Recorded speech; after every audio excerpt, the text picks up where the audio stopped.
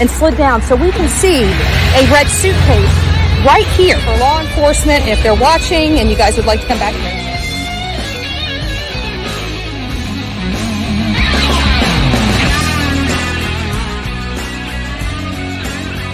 For being out here. So this is what we're doing today. We will see you guys back here real soon.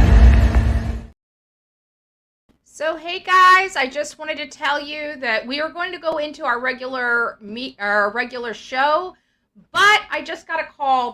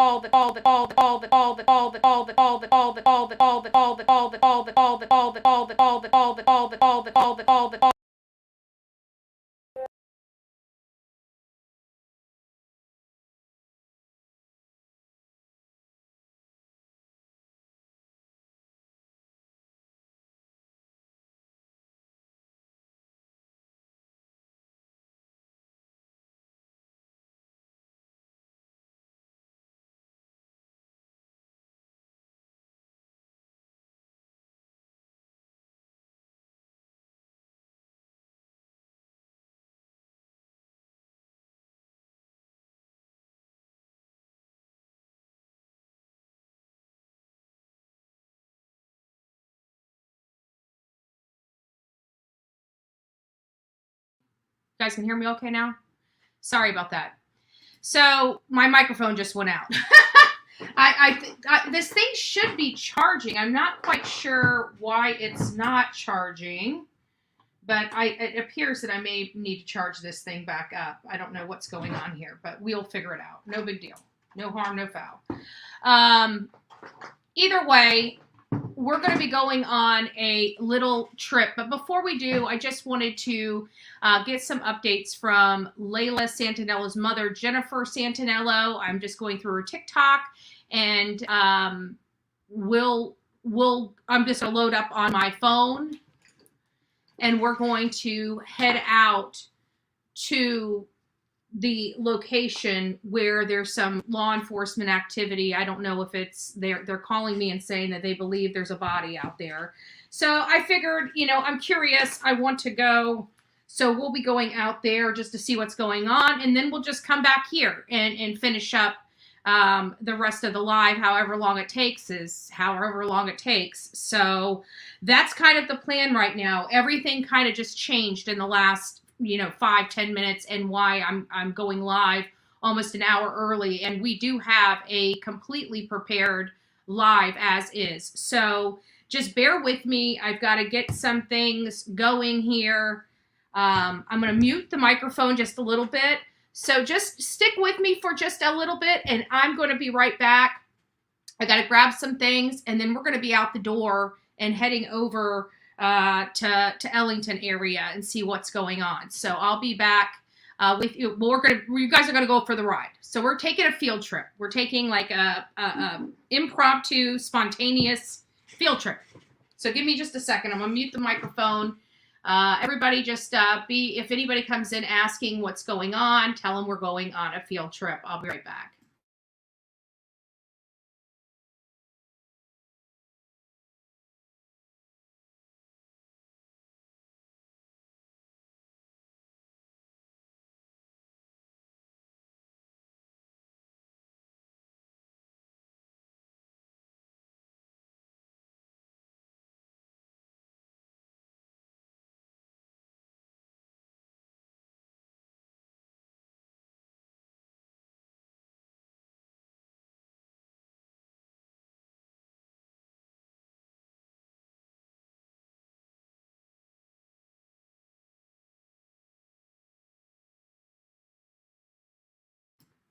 All right, guys. So I'm going to go ahead and get you guys on the phone, and then I'm probably going to have to mute you guys just for a second because I've got to get this. Let me go ahead and put this on. Let me call my friend and make sure that it's in Ellington. Hold on a second. Because it's not being broadcast. We've looked everywhere for it, and it's not on anything. Let me just verify. We're going to...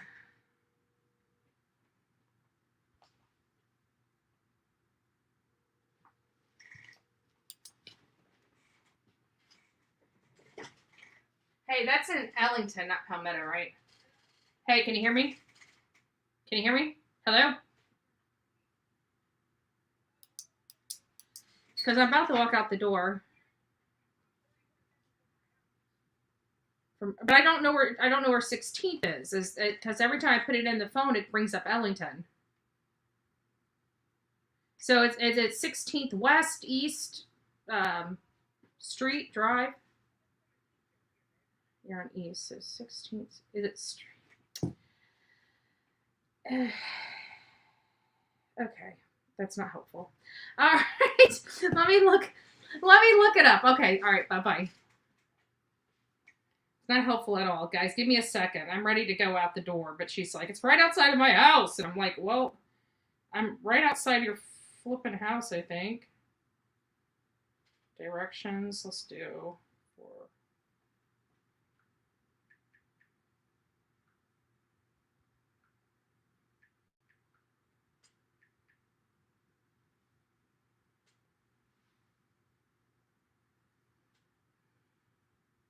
So it's definitely not it. Hold on.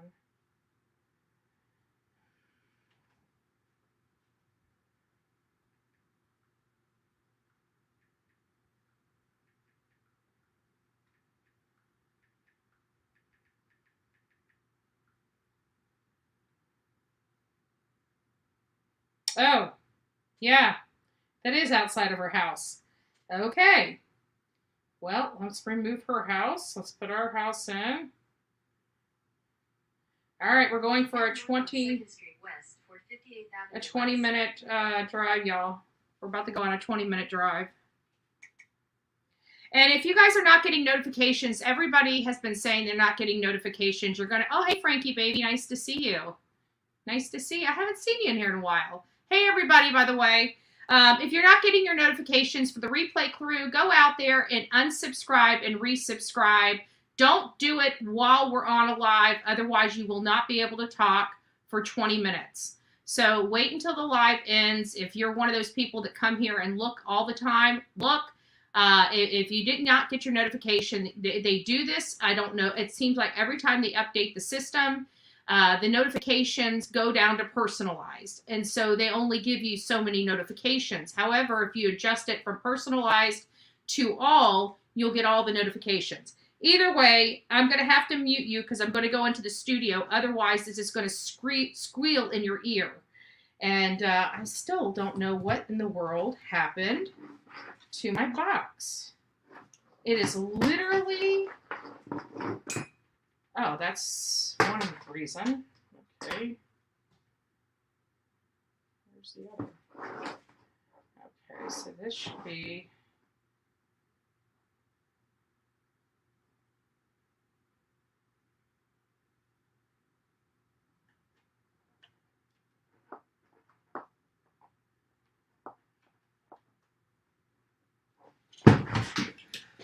And this is...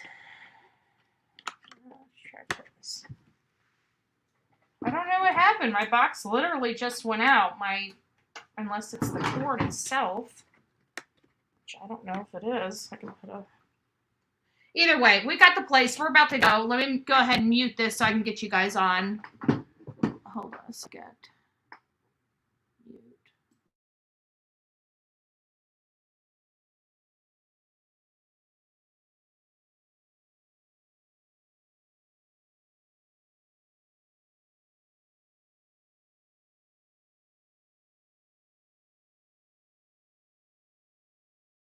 Okay.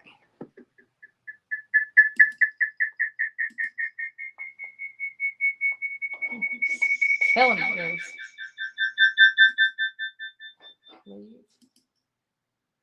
Okay, I think I got that taken care of. All right, we got that taken care of. All right, so I need something. Probably should have done this before I started moving around the house, but you guys get to see me moving around the house. Okay, where's the cooler? Okay, there's the cooler. I should still have cold drinks in there from last night. I took the cooler with me yesterday, but I got to get some coffee. I know I'm going to have water because the water's in the cooler.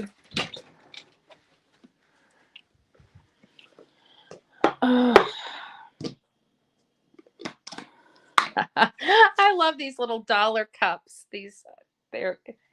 But first coffee, like I got 3 of them for $1, you know, and they're little plastic things, but they're perfect to carry as you go. You know, it's like on the go. Probably gonna make a freaking mess. I gotta put you guys down, sorry.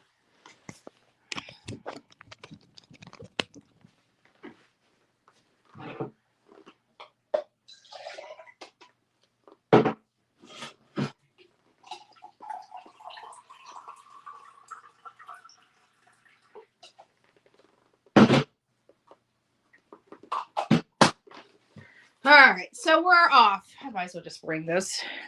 I'm probably gonna have to sit you guys in the car first because I got some stuff I gotta take with me. Hold on. Let me see if I can get this to sit just right. There we go. Hopefully. I don't know what's wrong. These things are I like these little things. They're really, really nifty, but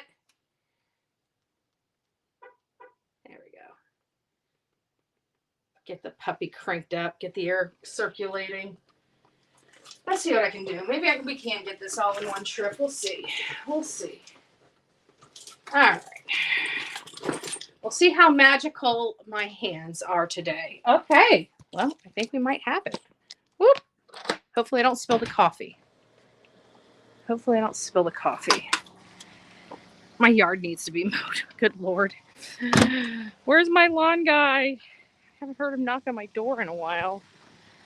All right, so we're going to go for a little road trip, guys. If you're wondering why we were talking about the kid this morning, but we're not talking about the kid, it's because right before I was going live about it, because my live was starting at 10 o'clock.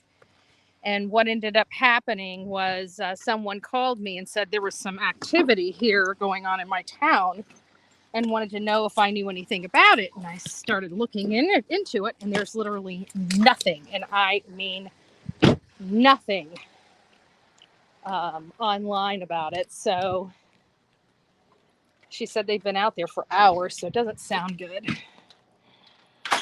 I'm wondering why she just called me. Sorry, I gotta get some sunglasses on. There we go. My baby blues can't handle it. All right, guys, so we're going on a road trip. For those that are just tuning in, I was just explaining why we're going on this road trip.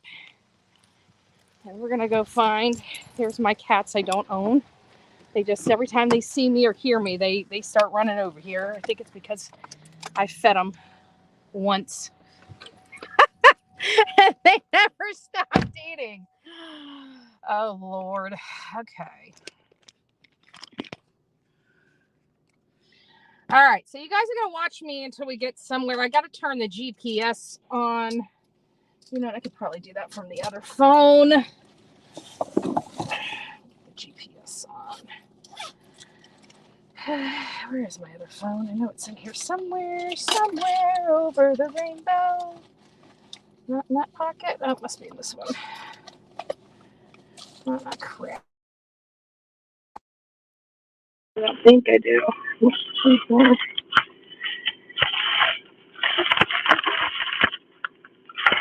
Oh, well, we're just going to have to make do, but I know somewhat where I'm going, because we'll just listen for the GPS.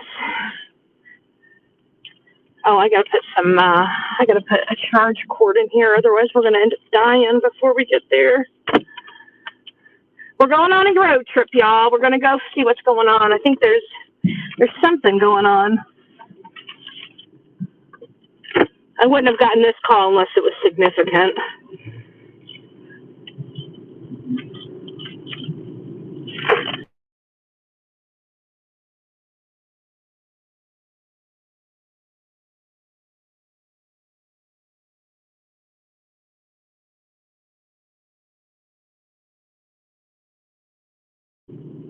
We just disconnected from the house Wi-Fi. If you hear my voice go down or dim, it's most likely because I'm receiving a call. I'm not going to be reading. I'm hands-free. And I'm not going to be reading the chat as we're going for safety reasons, as you guys can imagine. So please chat amongst yourselves. I even see an officer down there with their lights on. Please chat amongst yourself while we go there. And if you guys hear a little bit of the air conditioning, I'm sorry, but it's Florida and I can't. It's too hot. So I'll take you guys. Let me just get on the main road out of here, out of the hood, and then we'll get this turned around. Let me go ahead and turn it around now before I get into busier traffic. And where's my settings? Camera and back. Sorry, guys. And you guys, like I said, just tell everybody if they're wondering what we're doing, just explain to them that we are heading to a case. There we go.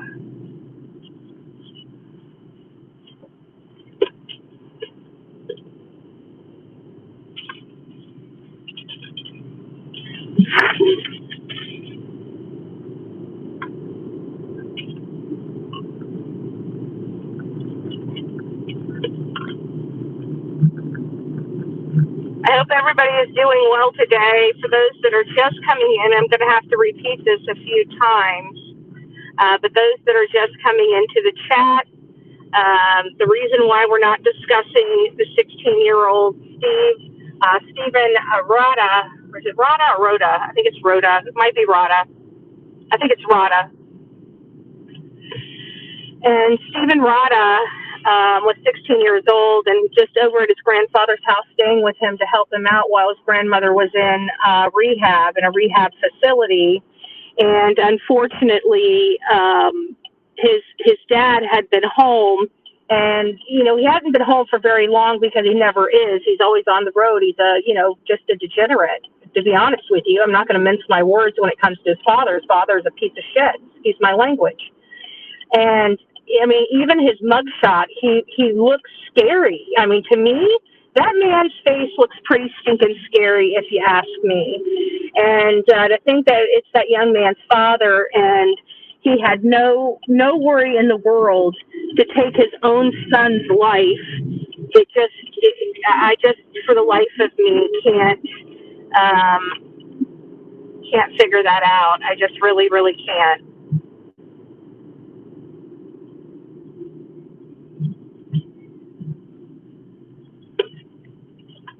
I figured you guys might want to go for a ride for this one. It's going to take us about 20 minutes to get there, but I figured instead of you guys looking at my face the whole time, you guys might like to enjoy the scenic ride. I can promise you more, Betty is a safe driver. I have a lead foot on the interstate. When I'm around town, I know my sheriff, and he don't play around here, so I do the speed limit. So, Rick, if you're watching, I'm driving the speed limit.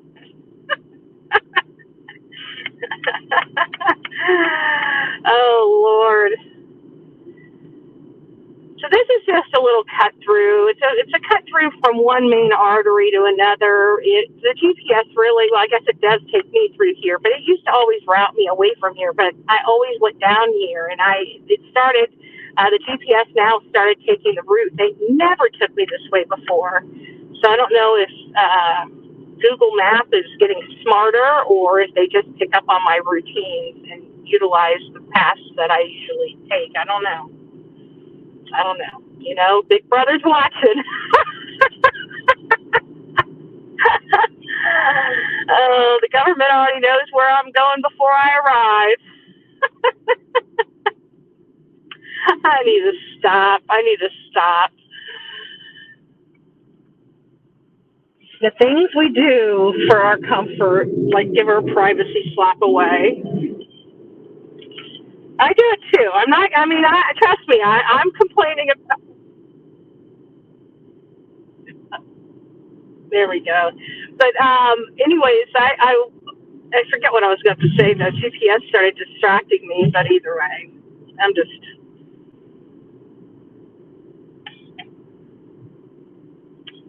So we are now turning onto Cortez Road, right in front of you. If you went straight, that used to be the coolest place when I was growing up. It was our mall. It was like, if you weren't at the mall every weekend, you were not one of the cool kids. And they have let that rot so bad that by the time they decided to close the doors, like the movie theater in there was forced out because they couldn't keep the rodent problem under control in the building, that it was hard to pass inspections in the building. Like the food services, they all had to leave. The place was ran down. It wasn't being managed well, and it's just really, really sad. There it is right there. I don't know if you guys can see it, but there it is right over there. I don't want to try to blow it up. I don't think I can blow it up on StreamYard, which sucks. If I knew that this was going to happen today like this, I would have just ran a live specifically on just straight through YouTube, because it allows me to enlarge. It allows me I wish there was one app or one, like even YouTube. I wish they would give us all the stuff we need right from their studio and not have to leave or use things like StreamYard. I mean, I'd much rather give YouTube, the cost for me to have StreamYard running a month to run on their platform. I mean, I just feel like they're just giving money away on stuff that they could technically, a feature they could technically have. And it'd probably be a lot less expensive, too.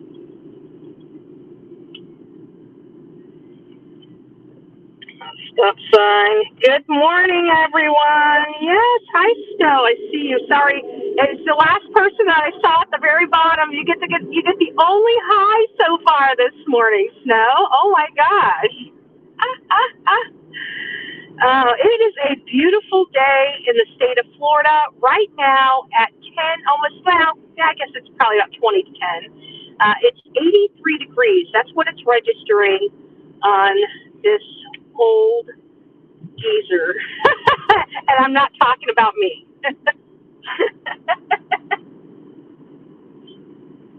Oh, Lord. This area here used to be, kind of still is, run down, but they're doing strives to improve the area in general, overall. But this is our flea market. This burnt down to the ground, believe it or not. I think it was arson. Might have been arson, or it might have been something else right there. That's the Red Barn Flea Market. I haven't been there, I don't know, in quite some time. So I used to love going there because they really did have some really good fresh fruit. Oh my gosh! Everybody in here. We have 102 people in here right now. You guys are going to get to see where Bullhorn Betty was born. Bullhorn Betty was born in a specific hospital, and we are going to be literally driving right by where Bullhorn Betty took her first breath. Where she took her first breath, and almost, not quite, but almost 44 years to the day. Almost 44 years to the day. My birthday is September 17th, so typically I always take time off on my birthday.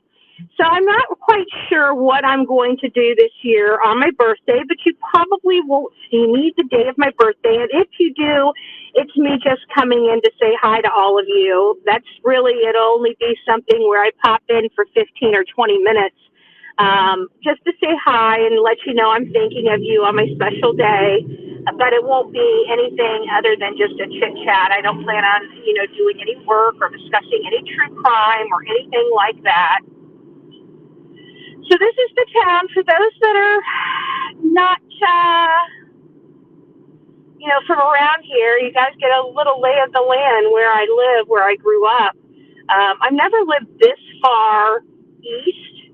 Well, I shouldn't say that. I've lived about 10 years in a house over by the interstate. So I was kind of east. That was the furthest east I lived. But Other than that, my upbringing has always been Northwest Bradenton, which Northwest Bradenton, if you guys know about or ever heard of Lakewood Ranch here in Manatee County, Lakewood Ranch, Northwest Bradenton was the Lakewood Ranch of our upbringing, of our community at that time.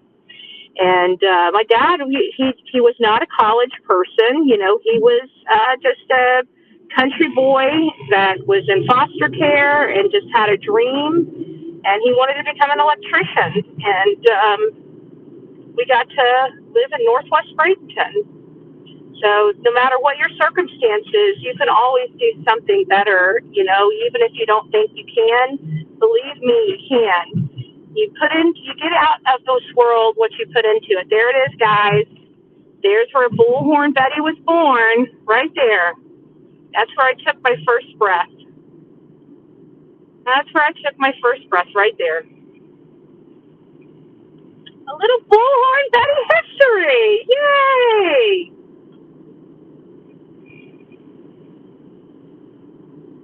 All right. Hopefully this gets me where I need to go. Hopefully they're still there. I mean, she literally just called me. So she was like, hey, what's going on over here? I'm like, I don't know. I'm looking up, and I didn't quite get out. So it's been like another half an hour since she gave me the update. But if nothing more, I'll just go. Well, I won't go over there right. I guess it's kind of hard because I would have loved to see her while I'm over here. Oh, yeah, this is the waters. So I got waters on, like, literally everywhere. I'm literally minutes from any water from where I live. Literally minutes. If I want to go to the beach, I'm 20 minutes away from the beach. If I just want water, I'm like bay water, I'm literally not even 3 to 5 minutes down the road. So, and this is our convention center. I got to actually help get money to rehab our convention center. So this is our convention center right here, and we have this new modern hotel being built right behind it. And this is some of the work that I do here in Manatee County. Is we, because the county works for us, we get to decide how we spend the money. It kind of, sort of, like. Yeah, I shouldn't deceive you guys. Whether we like it or not, they spend our money. So I try to find the best ways to spend the money. So I have to say, I was kind of eager to help support this, to have community support on this particular project because we really have no venues here, honestly. We have no venues that are really good, and we have this big, huge, modern hotel being built. So we're definitely having to do some major renovations to our Bradenton area convention, and they're now slated and on our capital improvement project list. And I'm pretty sure if they haven't started projects, they will be. I know that they approved some projects, so those were temporarily on hold because they decided to rehab the entire convention center. Now, talk about backup traffic. Hopefully that's passed by the time we got to come back, right? Holy smokes, I'm not liking that at all. Well, we have that. I've got a few other ways that I can get around, some back roads here. That's the luxury of living someplace your entire life. You don't need Google to help you around. I got to be honest with you, though, this county has grown so big that I really don't know a lot of the new roads that are here. I really don't. I forgot them.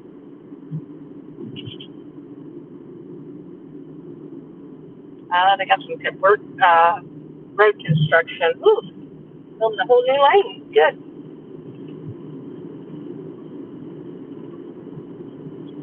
So this is our more impoverished area right here, and we try to get as many grants out here in this area as possible, for people to help do their yards, just grants. You know, they got to apply for beautification grants here in Manatee County, and every I don't know if it's something that we do every year, but I know every few years we have to vote on some kind of you know, grant out here. But it's good. I think the last one we did was Ravonia. I think we had big grants out there in Ravonia, and Ravonia is one of our older towns, and it's very, it's almost like everything out in Ravonia is almost historical. It's either historical or falling apart. It really is. And those poor people out there have lived out there forever, like generations, and they have very little services out there. Like they've got telephone and they have cable stuff, but the internet kind of sucks. They don't really have the best internet. Maybe they do by now, but I don't know. A few years ago, we had a natural disaster here, a major natural disaster. Our phosphate mine it blew a wall. It started, all that toxic water started pouring out of the side of the stacks. It was a very scary situation. Okay, I don't know where I'm going right now, so you guys are going to have to probably give me just a second. Let me check my map. Okay. All right, so I need to stay on this right here. It's giving me cues. I just got to listen. I can't see the map.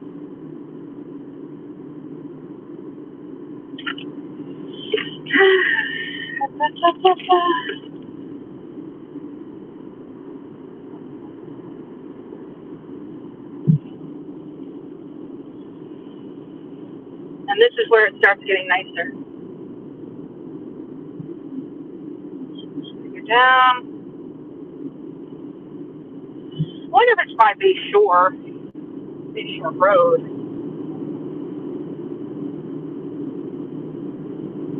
We're almost there, guys.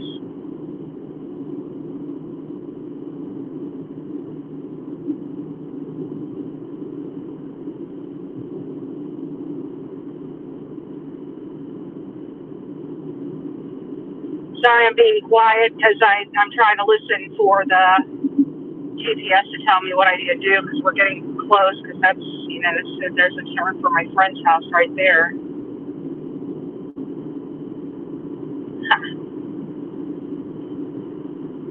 It's not telling me to turn.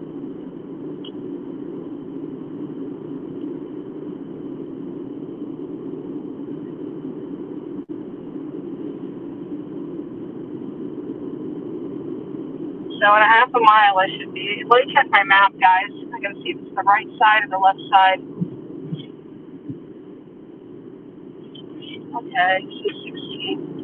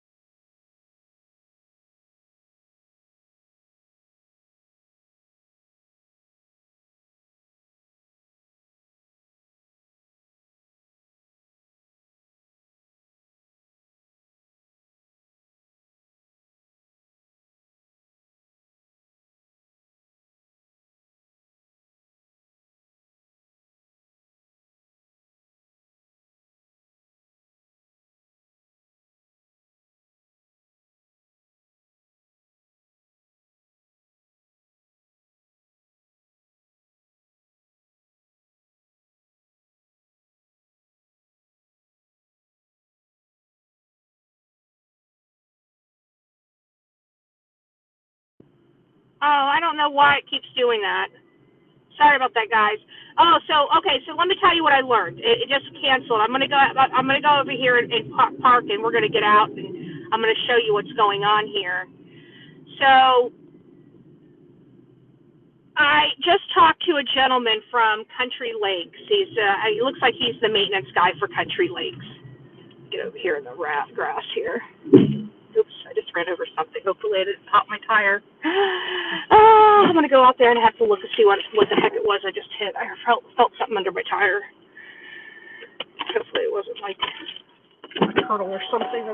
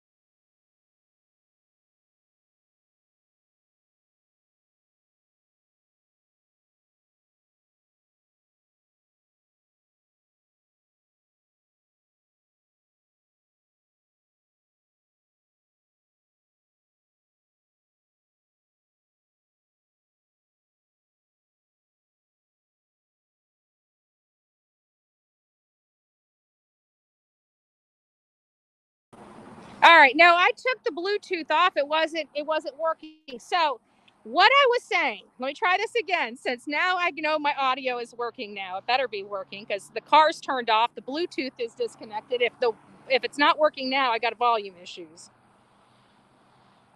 I'm waiting for, hopefully you guys are listening, 20 seconds. Okay, good. We get out here. I get a call from a friend that there was some major activity going on between 16th and Canal Road here in Palmetto, Florida.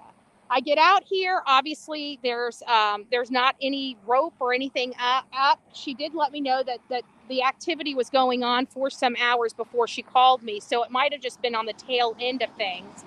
Either way, I get out here and there's still 2 officers and there's a tow truck. And I'm not sure about this whole tow truck thing, but what I did find out from a person that lives in the mobile home park over here is that he actually saw a person being carried out of here with a sheet over them. So I asked him, I said, and he goes, "This is not the first time." I said, of course you can imagine my next question is, "What do you mean?" And he said that this is like the 4th body they pulled out from around this stretch of roadway from here down there in the last, in the recent, I don't know, I can't remember if he said days or months but he said recently. And I said, are they getting hit by, because my first thing is, this is a very dark, there's no lights on this roadway. You can clearly, it's bright as anything. And this is what's concerning. Is there's a white truck. Here it is. White truck being towed away.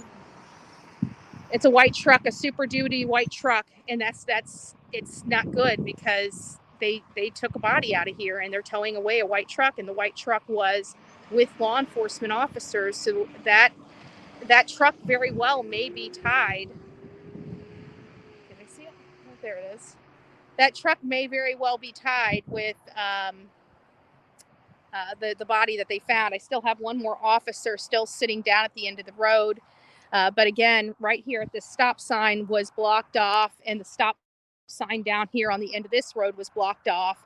So it does appear that there was a body recovered here. I don't know what the body, whether it was a homicide, whether it was an accidental overdose. Apparently, from one of the gentlemen that I spoke to over at the fence, he said that this is a dumping area. Again, kind of looking at him with probably two faces, right? And he's like, they dump him here, they kill him and dump him here. And so that this is that they picked up a few bodies around here. I live here. I had no idea. Again, when I came to look, that was another officer that's just now leaving, as you can see right behind me. Again, leaving the area. So now this area is completely cleared from law enforcement. But just a horrific thing. And to think that people are literally dying and we don't even hear these stories. We don't, I'm here. I don't even hear these stories. Even when, that's what I was saying, even when my friend called me to tell me about this, I'm looking up everything online, everything possible online to find out if what's going on here before I got here. No news coverage. Can you imagine if they're picking up bodies in my community, 4 on this one stretch of roadway, and nobody is noticing it outside of the residents that live specifically here? That's a concern for me. That's a big concern. And to find out they're dumping bodies here. Now, when I talk to the county commissioners, I every year I try to meet with my county commissioners and talk about what their needs are, talk about what my needs are, and try to just, get a good understanding. My needs are not for me specifically. I just want to clarify that. It's the stuff that I believe in, lower taxes, liberties, just infrastructure, good infrastructure, not, anything like that. So that's what I'm talking about, what I believe in, what my needs are. It's my needs as a collective body. I'm an activist, so I obviously represent people like me, that have the same values as I do and whatnot when I'm out here. But it's hard because when I met with them, I learned that they told me that the cartel is moving in here, that they know for a fact the cartel is in this county. That is very concerning. I found all of this stuff out. I don't know if you guys remember those 3 kids in Marion County that were dumped on the side of the road. And then we came to find out that the 3 people that shot the 3 kids were all one big clique of 6 that was doing these armed robberies and burglaries around Marion County, and 3 of them turned on the other 3. I had a meeting with my county. It wasn't supposed to go like that, where I went out to this story and my meeting, because I scheduled my meeting with my commissioners, well in advance. But when I got there and I was talking to one particular county commissioner, they said, they informed me that they know for a fact, because they have a good communication with our sheriff and stuff like that, that we do have the cartel in our county. So if the cartel is in this little county of Manatee, because if you remember, all of that stuff was going on in the rural area of Marion County. So that's kind of the new thing for these cartels and other people. They move out into more desolate rural areas, as opposed to, and they may be in a rural near a main artery, but they've been doing all their stuff, out in the country to keep the focus off of them, versus doing it in the city like they once did. This is bringing a lot of crime that would normally be in the inner cities out to the rural and suburban areas. So it's kind of crazy here. I don't know what's going on. Do you guys think we should go back there? I mean, they have cleared this area out now. Do you think we should go back in the woods? I mean, I saw a truck though. So it almost seems like maybe somebody pulled off on the side of the road, or maybe, like the guy said, maybe this person was dumped here. Maybe they were put in their vehicle and, drove out here and left.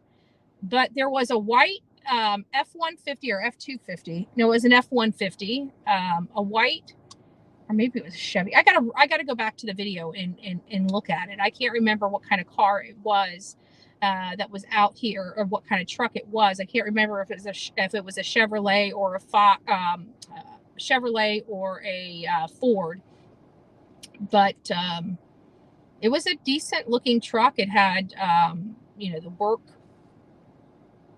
stuff on the side of it. It wasn't just flatbed. It had like this. It was fitted for a construction truck, and I don't know. It's just sad. And it was more like, I was just expecting to come out here just for something interesting to do. And you can imagine, like, I'm kind of in shock a little bit that there's been 3 to 4 bodies picked up, like right around where I'm sitting as we speak, just in the recent history of these bodies. I didn't know bodies were showing up out here on Canal Road. Can somebody look and tell me? Because I don't know where my other phone is. If it's in here, that would be great. But I can't seem to find my other phone. I've got 2 phones for those that, that don't know. I'm a 2-phone person, and I never find the other phone because the other phone is just on. All right, guys, we're going to go back to the office and start. I'm interested to find out Canal Road in Palmetto, how many bodies are being reported as being dumped here. But that guy said that this is like the 3rd or 4th that they pulled out of here. I'm like, what? And he's like, yeah, they're being dumped. I'm like, dumped? Just that it just rolled off my. He goes, yeah, killed somewhere else and dumped out here. I said, no shit. And he's like, yeah, excuse my language, but that's exactly what I said. I'm not lying. Let me turn this around. Now, I will tell you guys, let me make sure that everything else is not running. Let me move that. I know where I'm at now.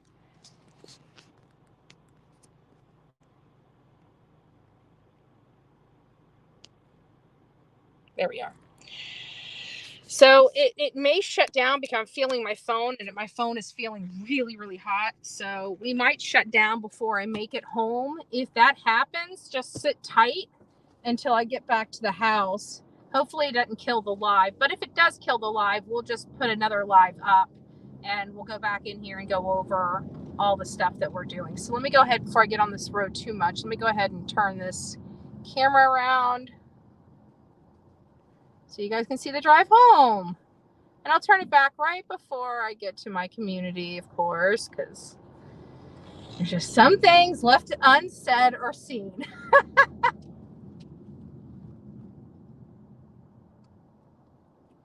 I would take you over to see my BFF's place, but in the height of all this this cyberbullying, cyber stalking, and trying to destroy people's lives, I just won't be able to do it.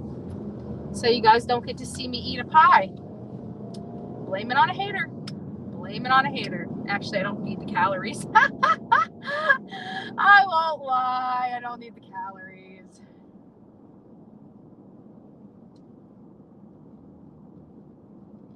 Just a little bit. There we go. Should be safe. So we're heading back to the old office.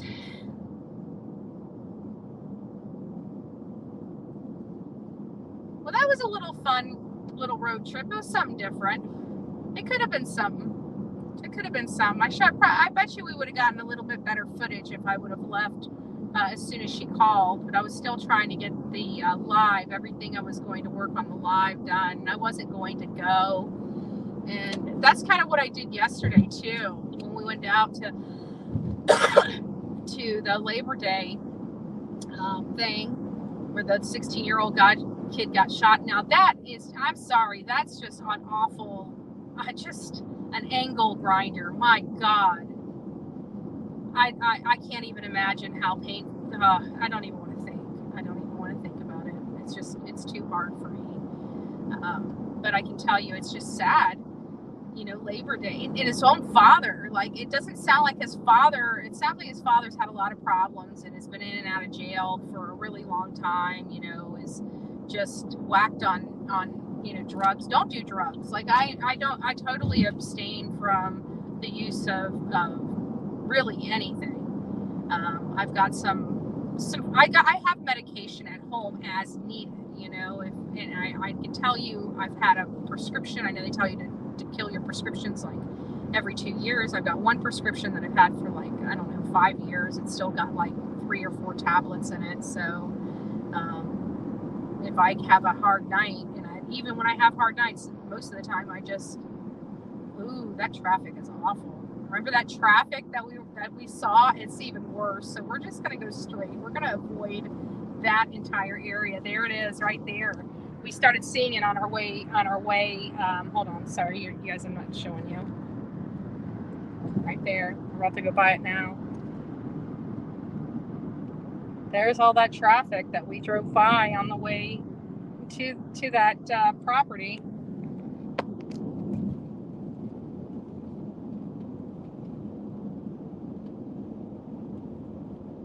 This has all been widened. This was just recently widened. They still have all the stuff up, and it's going to get even wider. They haven't even started. Oh, shit. They haven't even started on this section yet. I didn't even realize it was merging over. I'm like, whoop.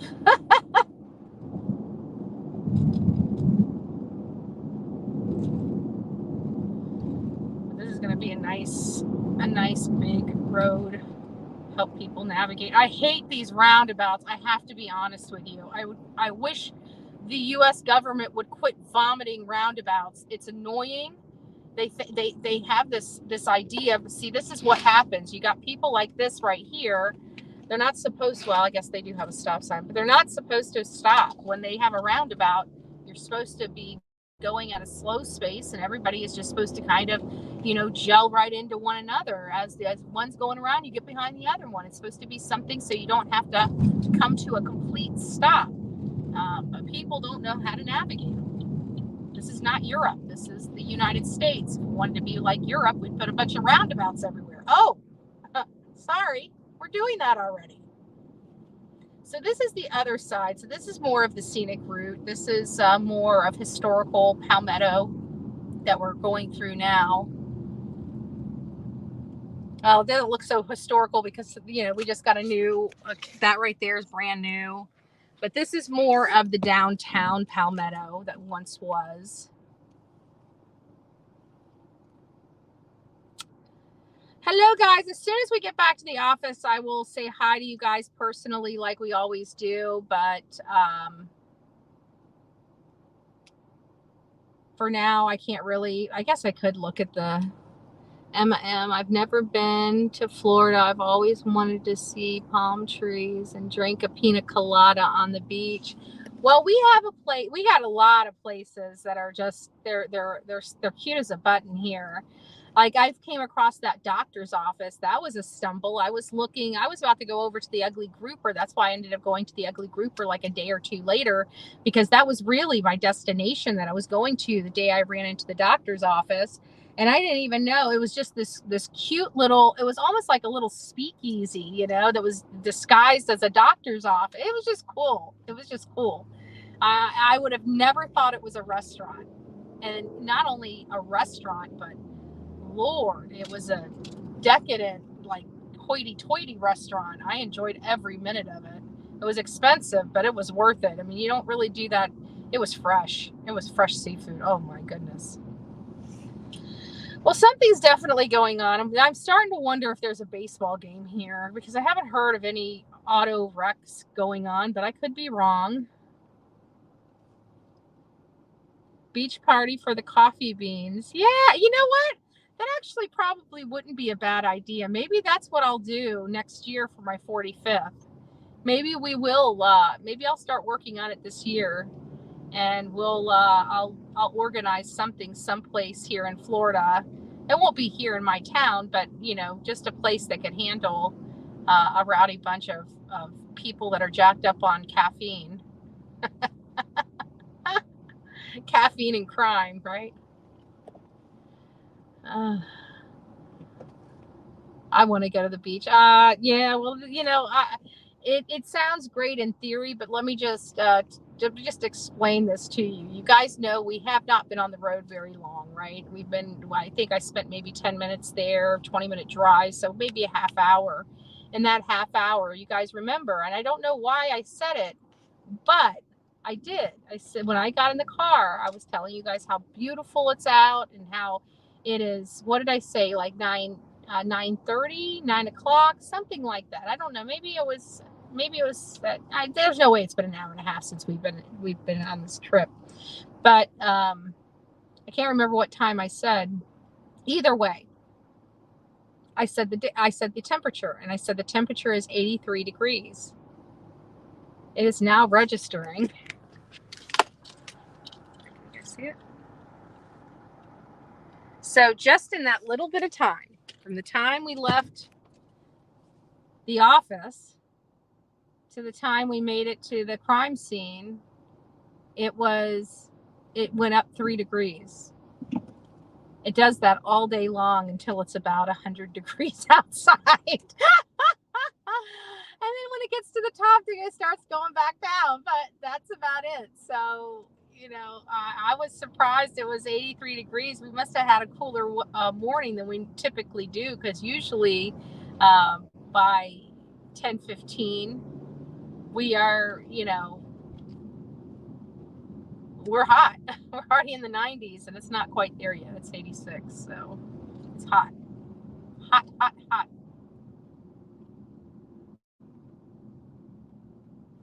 All right, since this is just traffic, we might as well just turn it back around. Might as well just turn it back around so you guys can at least see my face instead of seeing all this shit traffic. There we are.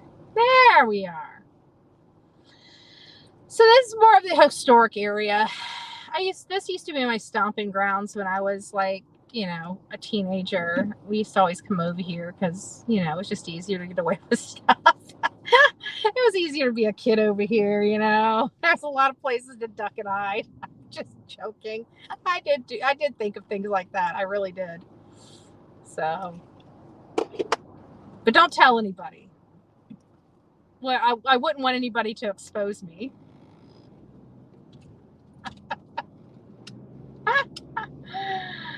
Oh, Lord.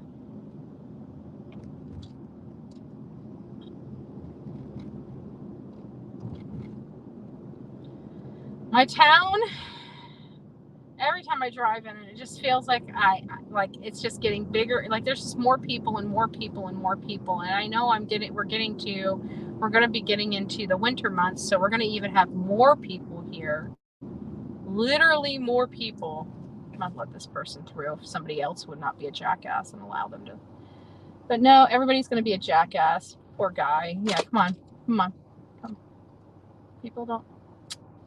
Nobody will just let this man go through. Why do you think I stopped? Jeez, lady.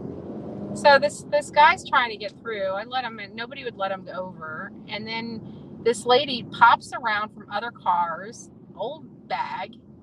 Sorry, I hate saying that about somebody, but you know, you're going to be nasty to people, then you expect to be called names. And she's like flipping this guy off because I opened it up and let him go through, and we're all at a stop freaking light. Let the man turn. He's not getting in front of you. He just wants to freaking turn. Just let him in. Let him get out of our way. Why block him up in this traffic? People are such a-holes. They truly are. They're just a-holes. Like, come on. Be nice. What's wrong? What happened to kindness in this world? A common courtesy. I mean, a common courtesy for a fellow person, just a human being. Man, we're getting it wrong. We're all just getting this wrong. There's a few people that are getting it right. I'm not perfect, I'll tell you that. But I can tell you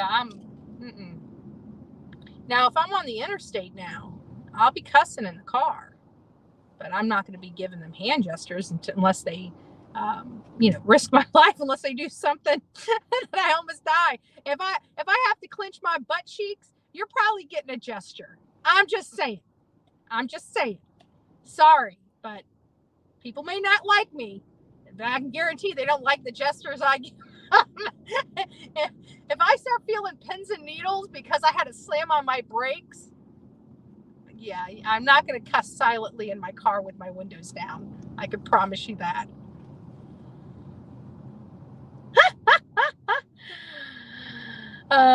When Olivia's editing, well, she does it with her mom too, so I'm good. But it was funny because she's editing and she's got her earbuds in, and we're driving. Where were we driving? Was it Jacksonville? No, I think Mom drove to Jackson. No, we both drove to Jacksonville. No, we did take. No, Mom drove to Jacksonville. So it was Jacksonville. So the mom went to Jacksonville. And no, it wasn't Jacksonville because Mom was driving. Where was it? Tennessee. It's our Tennessee trip. What am I thinking? Tennessee, Maryland, all that. I'm trying to drive good. I hate stupid drivers on the road. I hate stupid drivers. And I hate the people, these tractor trailers. I don't know how many people drive on the interstate where you're from, but I'm starting to find that these tractor trailers are really dangerous. I mean, they put people's life in danger unnecessarily. And I kind of understand a little bit why. Nobody wants to be stuck behind the tractor trailer when they're trying to move over into your lane to get around another car that they're going only 2 miles an hour faster than. You're stuck there. You just want to get in front of them. So you kind of gun it. Well, everybody doesn't want to be behind the tractor trailer.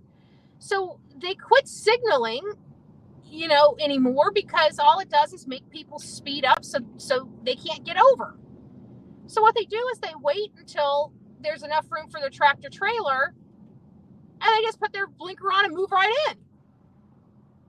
Well, meanwhile, the person behind that they're moving in front of has their heart in their throat, slamming on their brakes behind them because they're so scared that this is not going to be enough room for that tractor trailer. And I'm just like, it's becoming dangerous. And I'm sorry, but your time is not worth somebody's life. And so I know I do have people that drive tractor trailers, and I have to believe, hold on, put this down. I'd have to believe, I can, that's right. I forgot I can have handhelds. I just can't have anything else.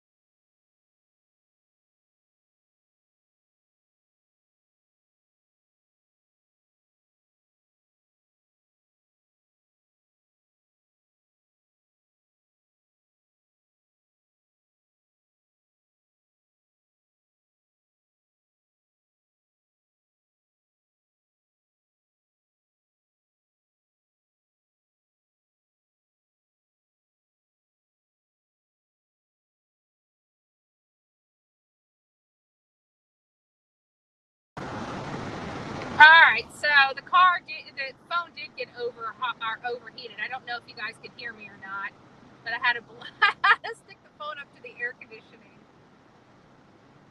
There's the truck right there. There it is. It's a Ford. Barfield's Record is the one that has it. Oh my gosh, we're next to the freaking truck that they just towed. I'm not lying. Oh, you guys can't see it probably very well. Here, I'll slow down. Let me turn this around.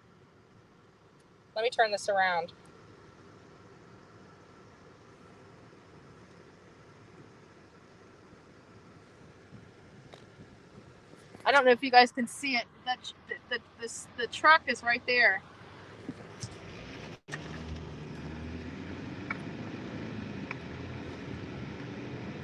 So there you guys have it. So they're taking it over to, I know where they're taking it now. I didn't see the name of the tow truck when it was leaving. But now that I know the tow truck that was leaving.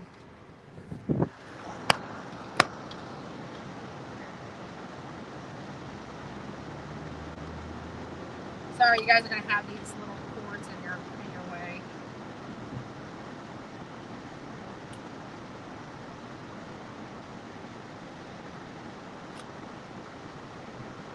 I can't believe that truck. The traffic here is awful. I got to tell you, like, it's been a while since we've had a traffic jam this bad at 10 o'clock in the morning. I mean, it was, when we were heading over there, it was a bad traffic jam. So, as soon as I just want to make sure the phone's not heating up unnecessarily. If it gets too hot, I'm probably going to have to, I don't want to have to restart the live over again, but I guess I could when I get home. But I'd just rather, if we can make it, I mean, we're literally like another 10 minutes if the traffic can go. We'll be back at the house. I wish I could see your comments. I probably have to check out your comments on the replay. But now, I do know we've had a lot of homicides over in East Palmetto. We're about to run through like I showed you guys the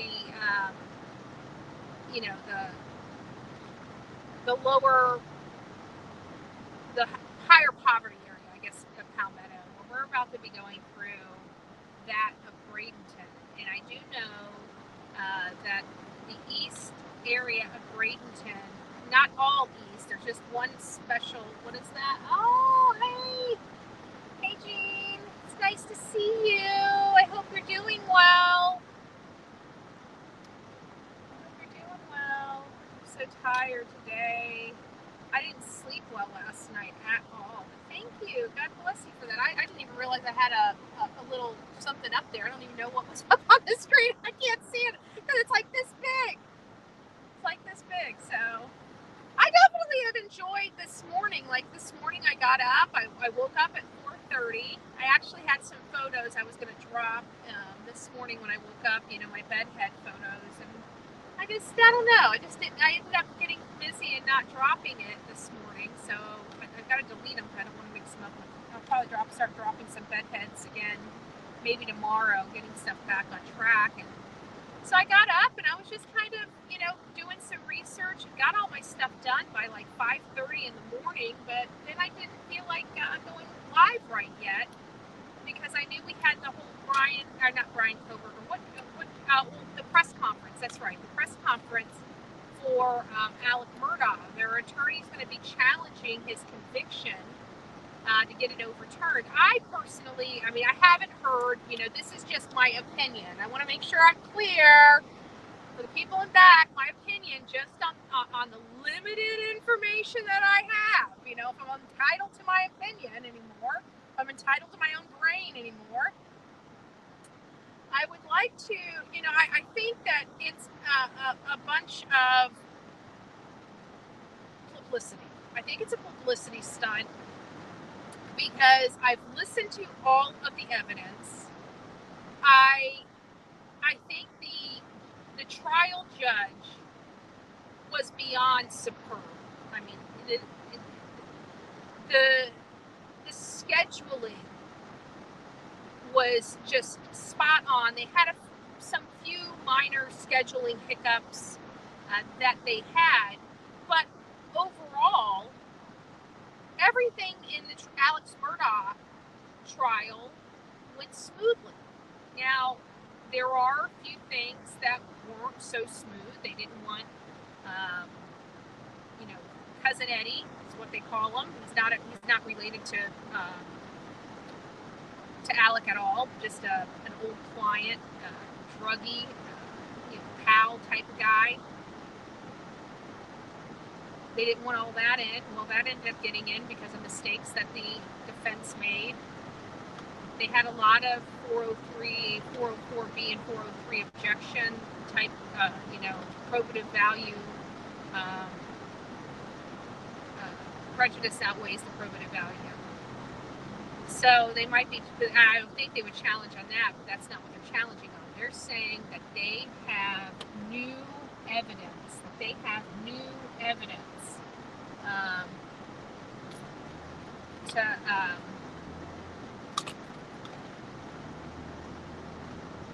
to present. But nobody's saying what that new evidence is, and so at 2 o'clock or 2:30, I think it's 2:30 today, Eastern Standard Time, there's going to be a press conference related to the new evidence. I'm not sure if they are going to let us know all the details, but I think at that time I will decide definitively if I still think it's a publicity stunt or not. I just all the stuff around him. Now I know why Buster's interview. Why they had Buster's interview. I get that now, right? I truly get that now. So Buster's interview was about how he thought somebody else was out there, and he's taking all the necessary precautions,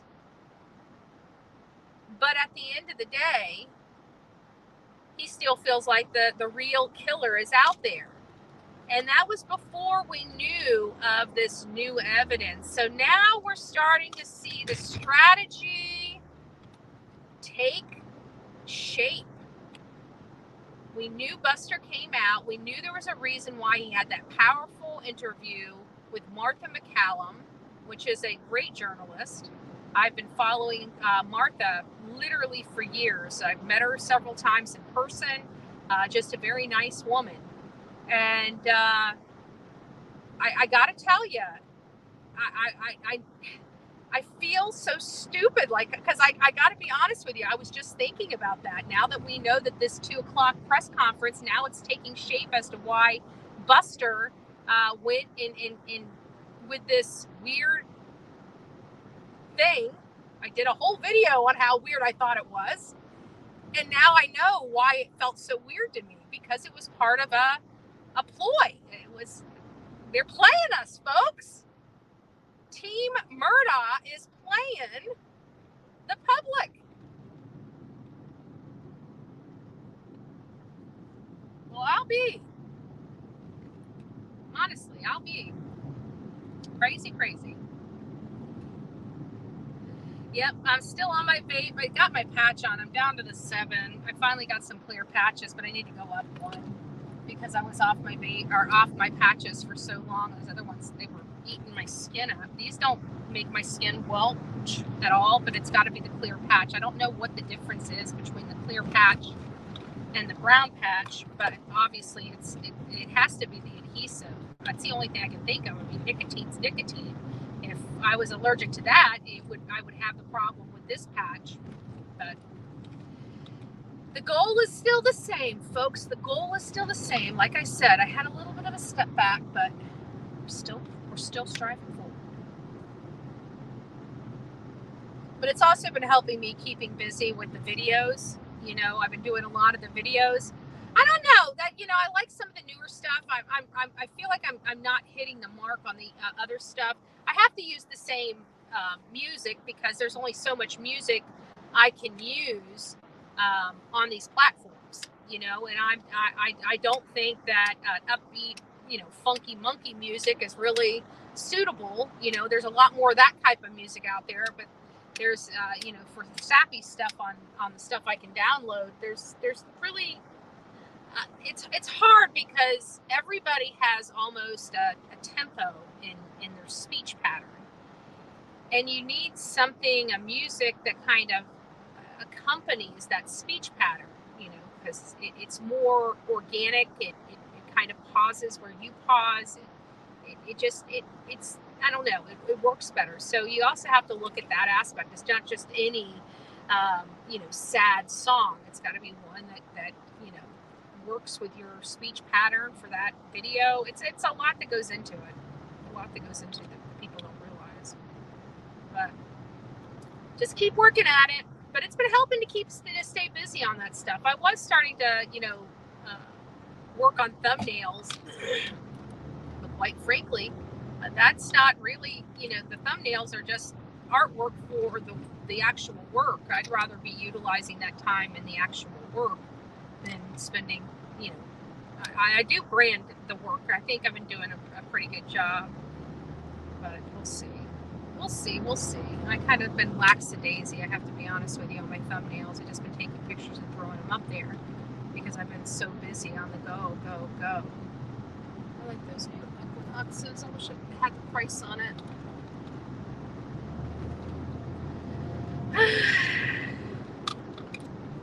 Next year, our 2024 goal, I'm not sure if it's 2024 or 2025 goal, but I think we're going to have to do it 2024. But my next goal is a newer vehicle. I've got to get something. This one has it's clocking over to 175,000 miles. She's a good girl, and I'm going to end up keeping her until I drive her into the ground. And that's what I'm going to do. That's what I do with every car. I never get rid of my cars until they're like, it's time to get rid of them.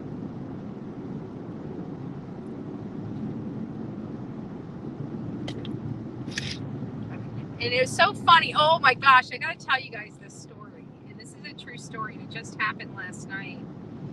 All of these vehicles, now that they've changed all the headlight assemblies in them, and they have the lights, the LED lights that they put into the cars are supposed to last, obviously 10 times longer or whatever longer. And therefore, they've constructed a lot of these vehicles where the front end has to be dropped in order to change a light bulb out. Something as simple as a light bulb on a car. So many people, even in the newer cars, people that drive with newer cars, they're not getting their light bulbs replaced. They're almost waiting for that second light bulb to go out before they replace it. So last night when we were driving back from Lake Wales, I cannot tell you how many cars I saw with one headlight out. And I started shaking my head. And I remember one of my friends was telling me when she got her headlights replaced, they cost over like $500 or $600 to get them. She said she had one quote of $1,100 to replace her light bulbs in her vehicle. $1,100 for literally a $20 part. That is I'm sorry. There is no need for, why can't they have a little toggle up on the top of the engine? You pull it up and it unlocks the light so you can replace the bulb. There's no need to have to they do that as a way to get people into their shops. I know, and they've all done that. All of our makes and models across the board. I don't know one of them. I could be wrong, so do your own research, but I'm pretty sure just about every single car dealer or car manufacturer now encloses your headlights so the whole front end of your car has to come off. What I hate about this is every time you take the front end of your car off, now granted you only have to do it once or twice, so you hope, but if the alternator goes out, you got to take the front end of the car off. If your water pump goes out, you got to take the front end of your car off. Your serpentine needs to be replaced, you got to take the front end of your car off. So every time you have to take the front end of your car off, your front end is getting scratched, it's getting beat up, it's getting, it's paint on there. matter how much care you can take, you know darn well a shiny paint job, if it's got to come, it's going to be scratched up. I don't understand it. I really don't. And you can't tell me that these shops, these auto body shops, have like comforters laid out for your front end to sit on, so the paint's not getting all scratched up. I don't know. I find it offensive. We'll say that.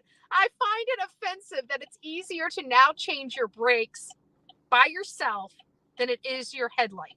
I'm sorry. There's something wrong with that. Make that make sense. Like, I would expect the casings to be around the frickin' brakes, right? Wait for that next, folks. Wait for that next. Wait for it. Wait for them to tell you you got lifetime brakes, and then, in 5 years you need to have a whole new brake job. But these are enclosed, so your typical $500 brake job is now $1,200 to have. Give it a little bit, guys. Give it a little bit. They will find a way. They will find a way. Because now that the headlights are $1,100 to replace, they got to make sure those brakes are going to cost you $1,600 next time.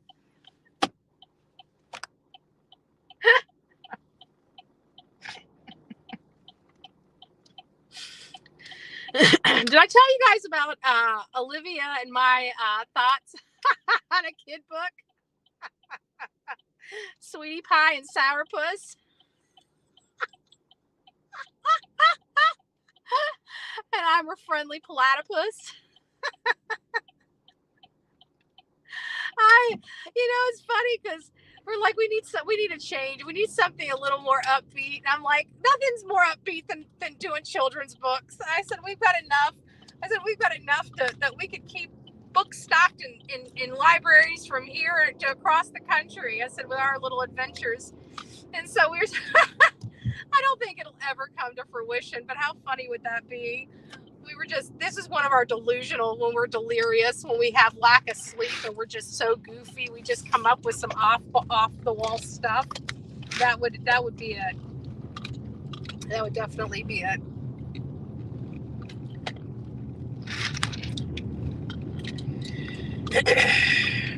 All right, guys, back in the old hood. Can't wait to be back at the office, and we still have a whole lot. We still have a whole lot to do. This was just the the prelude, whatever you call it. Prelude, tomato, whatever. Pick your poison.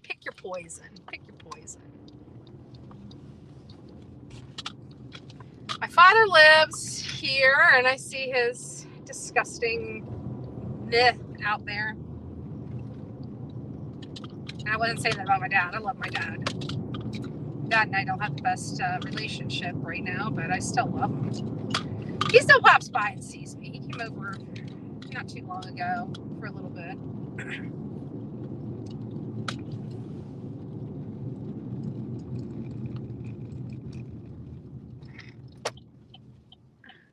I hate dry lips. I swear I have chronic dry lips.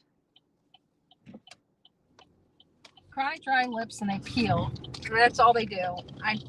They peel all day long. I'm surprised I have any lips at all.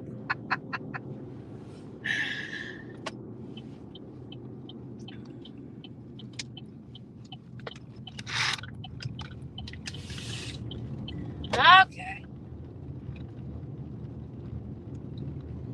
We back, guys. We back. Now I gotta try to get all this crap in the house with one load. It always comes out here in one load, but always seems to make me always want to work for it to get it back in the house.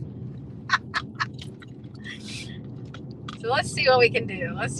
But at least you guys didn't overheat for this second half. I freeze that phone. I turn the air conditioning on high. I don't even know if you guys could hear it or not because it was overheating. But all right. My casa, su casa. Oh.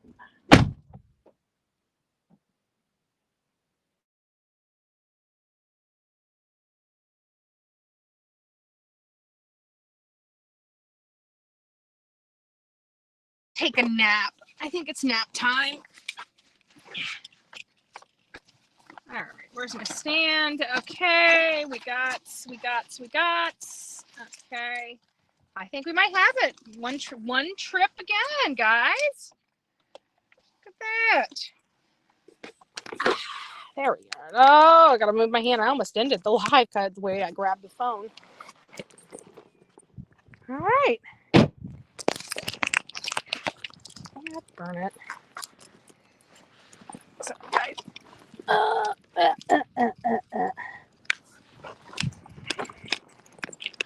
Hopefully, I'm not hitting anything that's ending the live. I can't see the phone.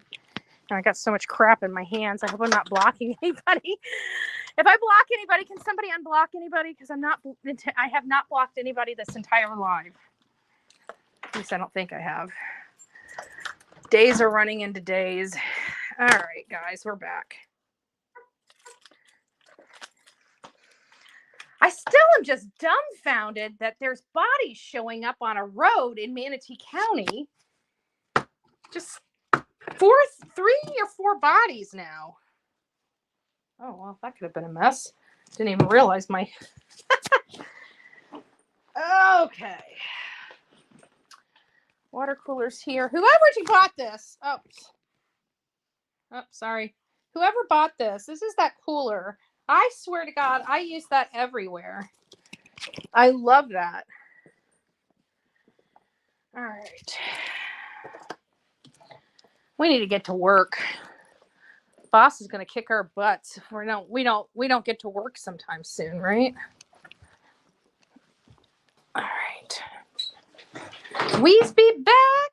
We be jamming. Oh, I feel like a kid coming home from school with that heavy backpack. My Lord.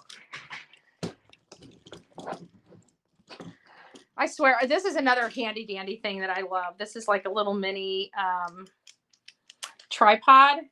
I got a 9-foot tripod. I got this one, but it needs bean bags. I need to find some bean bags for it because that 9-foot tripod, it goes high, but it's not sturdy. Like you would think a 9-foot tripod would be designed to go 9 feet and be stable, you know. You would think, well, why would you think a 9-foot tripod would be stable? Well, why would they sell a tripod 9 foot tall if they could not stabilize it? And actually, the thing just needed larger feet. These feet on it were just too small. Sorry, guys, you're going to have to see my hand. All right. So we are officially back. This is the scene. Da-da-da-dum. These are the beautiful shirts. These are my shirts. These are the business shirts. It says on it, silence is an answer to Bullhorn Betty. Remember, I had that shirt, that one shirt forever. It's the one I used in front of Gabby Petito. And I retired that shirt. I don't want it to get nasty. It's still in good shape. It's an original. And oops, I have to sign in. Make sure you guys can. Maybe I should do it up here so you guys can. Don't want anybody seeing my password. Don't want to see if you guys can see where I can type down here. Holy crap. Holy crap. Not today, Satan. Not Dolly's. Oh, wow. What a day already. Now I can collect my thoughts. We're entering the studio, so give me just a second. I will be right back with you guys.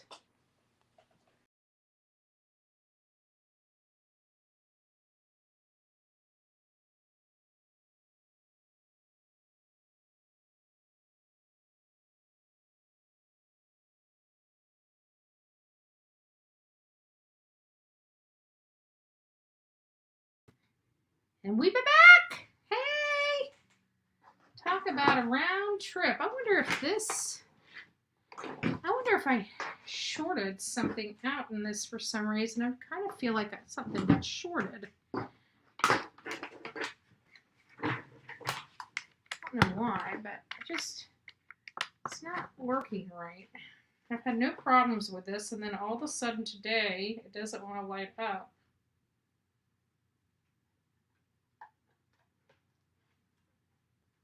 Let me try a different cord. Never know. I should try.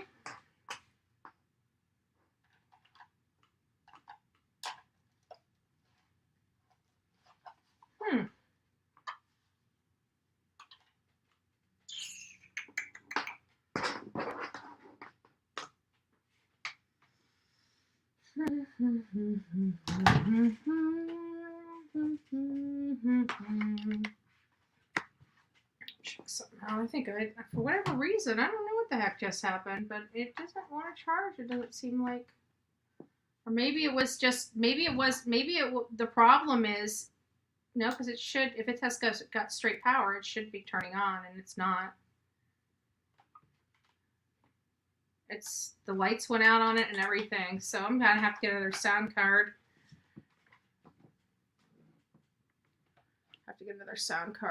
So I know. I don't know what happened. It was just really weird. I'm hoping that whatever it is, maybe that once it's off for a little while, maybe it'll charge all by itself. So I'll just keep it charged in and check on it. And, you never know. Maybe tomorrow something else will happen. It'll be back on. I don't know. Otherwise, I'll just get another one. Besides that, I need to upgrade to a nicer one anyways. But, okay, so getting back to everything, I want to start off our live. This is the real live now. Now we can start, right? Is Layla Santanello. I really like to start off our mornings discussing Layla Santanello, putting her face in front of people. That's why I have the intro going in, because it just has her face plastered all over it. And we want her face out there. We believe somebody knows something, and somebody knows what happened to this young woman. Layla Santanello was 20 years old when she went missing. She went missing on June 27th, 2023, just this year. She went missing from Kingsport, Tennessee. We have heard from eyewitnesses at the hotel that she seemed very fearful, that she was fearful of someone or something. That, even when people were trying to help her, she was running from them, so much so that she tripped and fell. She ended up running from the hotel and making her way out to the woods, just right off the hotel. There was a makeshift campsite already out there, so we believe that's where she stayed, and that she knew about this campsite because we believe that she may have been there once before, or at least people at that hotel knew that campsite existed. So it is of our belief that she did stay at that campsite. It already had, blankets and stuff that, a little barrier from Mother Nature, from Earth. So we did find a witness that saw her coming out of those very woods. That was woods that we had already identified going into Tennessee as being a possible area to look for her. So she was there, and the way we were able to find the witness that saw her coming out of the field, as well as this specific field she was in, is that we had to go to the creamery and backtrack from the creamery, figure out what path she could have taken. We knew that it had already been well over a month since anybody had been out there, but we were still hopeful that, with the grass and everything, that there still might be a path, that it might be a path that was traveled by other people. And it took some finding, but that ended up being the case. We ended up going out there and finding that there is a path that gets back there to the green belt that takes you right to that creamery. So it does appear that's where she would have been, and we were kind of spot on, because the witness that saw her come out of the woods confirmed that she went in the direction we had just came from. And as you remember, we were backtracking, so we were coming in the way she was going out. And we went back there. So there was a lot of some other information that came out with the I don't know, media, I don't want to say media, with the social media posts and everything, people are paying attention. Millions of people have seen Layla Santanello's face. And one kind lady had reached out. I did not know this. I found this on Jen's TikTok, that one lady had reached out to her and swore up and down that she had a child.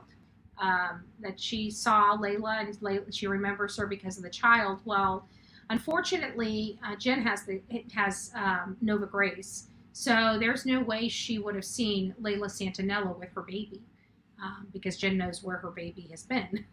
And so that was kind of excluded as a possibility right off the bat. So something that was hopeful. And the girl, it wasn't, there's been, I feel bad for Jen because she, I don't know what this thing is. I think it's because I'm drinking milk again. But there's been some people that have said some really, disturbing things to Jen, like we've got your daughter, just really ugly, mean stuff. I don't understand how anybody can get enjoyment out of doing something like that to a person that's in pain. I don't understand that kind of humanity. I don't ever think I'll ever understand that kind of humanity. But just saying awful stuff. But this person wasn't calling her to say awful stuff. She was calling in a real lead, a real legitimate, I think I saw your daughter. So, for those people, thank you. It doesn't matter if you're wrong. It matters that you care enough to pick up the phone and call, and tell somebody what you saw. Even if it's wrong, thank you for always being out there and looking out. I don't know who this beautiful person was, but whoever that person may be, thank you from all the world, because it could be our child, it could be our family member, it could be our mother, it could be our sister, it could be our aunt, it could be a number of things. And when we have people pulling together and calling in leads, even if they're wrong, it's still showing people care, and it's showing that, I wish it was her, but it wasn't. So here is, let me get this pulled up, because when I pulled it down and took it all off, there we go. And so here, add it. There we go. Let's see if I can get this up. No, it's not going to let me. Yes, I do have an update on the girl who commented about seeing her in Tennessee. Sorry.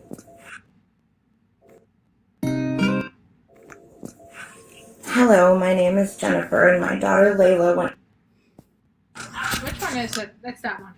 This is the one I wanted you guys to see. Sorry. I have an update on the girl who commented about seeing her in Tennessee. I'm Jennifer Santanello, and my daughter Layla went missing 2 months ago from the Eastman Commons in Kingsport, Tennessee, on June 27th, around lunchtime, is the last place she was seen. A woman on this amazing, incredible app reached out to me insisting that she had seen my daughter in Putnam County in Cooksville, Tennessee, which is about 3 hours away from me. I was able to contact the tattoo parlor that she thought she saw my daughter at, and they were incredibly helpful, and they were able to identify whether or not it was my daughter in their shop that day and time without compromising the privacy of their clients. They were incredibly professional. They were wonderful. It turns out that the girl that this commenter saw has a striking resemblance to my daughter. And I am so grateful that she reached out, and I hope that anyone else who sees anyone who looks like her also reaches out. Layla is short. She's a tiny little thing. She's 4'10" and was only about 115 pounds when she disappeared. I have a video that I'm going to add at the end of this to show you guys. I feel like it's important that you see her facial expressions and her mannerisms. I feel like that will make it easier to identify her if you do see her somewhere. So I'll play that here in just a second. I've posted this video to my other social media platforms. I just haven't had time to put it up here. So here we go.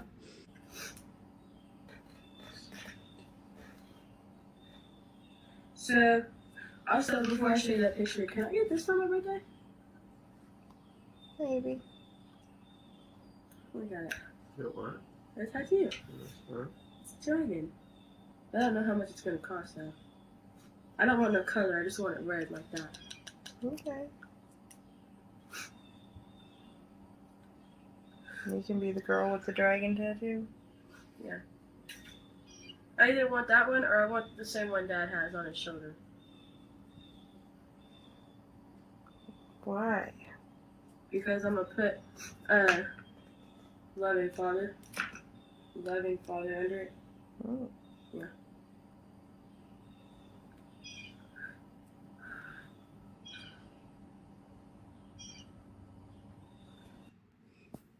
So there you guys have it. I'm gonna make this a video response because I feel like it's kind of important.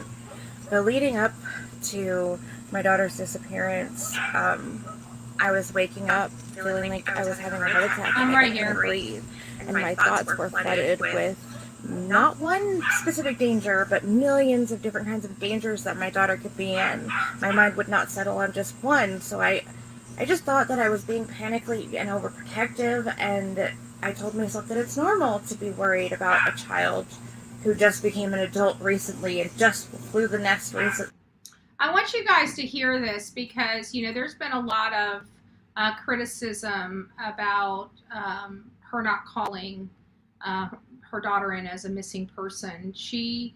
You got to understand this from, like, her. It's going to be hard to explain without somebody being upset with me. So I'm just going to be blunt with it and just explain it the best way I know how. Okay? So if the haters want to chop it up and condemn me for it, you know, have at it. But the bottom line is the father lives many states away. Okay? So obviously you saw she loves her dad. You know, she talks to her dad. Her dad's acknowledged it. Her dad is struggling with all of this as well.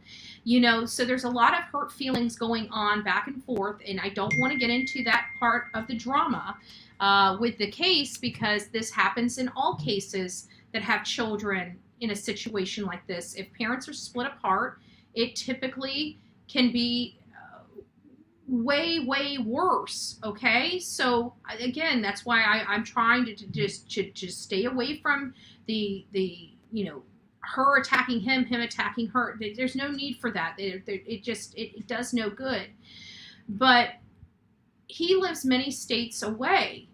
She lives right there. She's had to watch her daughter go through all of these struggles, and she has had to deal with all of this in real life by herself because, again, Layla's father's, you know, in other states. Now, granted, if he's helped her, God bless him for that. But financial help is in all fairness, takes a back seat when it comes to emotional, mental, and psychological, you know, issues that are going on when you're watching your child spiral out of control. And I'm saying that with all love possible. It's just, I want people to understand that this wasn't the first time Layla just wouldn't pick up the phone, wouldn't contact people. You know, she's always been fine. So you have to understand this from Jennifer's side of the situation. You know, she's lived this before. She, you know, I'm sure right now, and I don't see how beating her up, it makes her feel any better. You know, we as humans make mistakes. Some of them are crucial, and, you know, we just do our best. But at the end of the day, Jen still is missing a daughter. And I don't think saying who called law enforcement first is really bringing that child back. It's certainly not helping find her. So that's why I'm not getting into it. The reason why this is being long-winded is because I have to, you know, say every step, because we got jerk-offs like an alleged PI from San Francisco literally going out and lying about this case, knowing the information and intentionally lying about it. Intentionally. And it's really frustrating to be dealing with all this. I can't even imagine being the mother of a missing child and having to deal with all of this. Who cares? And at the end of the day, who cares who called law enforcement first? Do you think that who called law enforcement first means that this person loves their child more than the other? I mean, is that where we're trying to go? I mean, what are we trying to win here? I don't understand, you know, and it's not the parents that are arguing. These are the creators causing this chaos. This hasn't, like, the mother and the father aren't the ones creating this chaos between them. It's all these other people out here causing the chaos, trying to find newsworthy things, in making up stuff just for people to pay them any attention. We don't need to make up stuff here on the Bullhorn Betty channel about any creator. We definitely, and I also want to put this out there, and I want to put this out there because those that are on Twitter know who this alleged PI, the same guy that the Kylie Rodney family told him to stop and to get out. Remember that? That same guy. He stated, and again, I'm not giving him a plug, stated that I'm collecting money on behalf of Layla's family. Not only have I never asked my audience for one dime to help this family, I have paid for everything 100% out of my own pocket and still gave back to the family because that's just the culture that we have here. And and knowing, now he's a private investigator. This is very easy to see, right? All he has to do is watch all the videos on my channel related to Layla Santanello, and he would know the facts. He could have also reached out to Layla's mom, not like she would, but he could go to the Find Layla, Help Find Layla Santanello Facebook group and see the family, you know, thanking me for the flyers. Not that I asked for that. But he could have done the minimal research necessary before coming out and saying that, and he chose not to. Now, this is somebody that goes on social media and proclaiming to be a private investigator, yet you intentionally, you either didn't research, which a private investigator by nature would research anything to get it right, to make sure they don't have something wrong. He chose not to do it, or he's intentionally out there lying about somebody. And what professional PI that you know of has time for all of that? Tell me which one other than Jim Terry. This guy. That's who.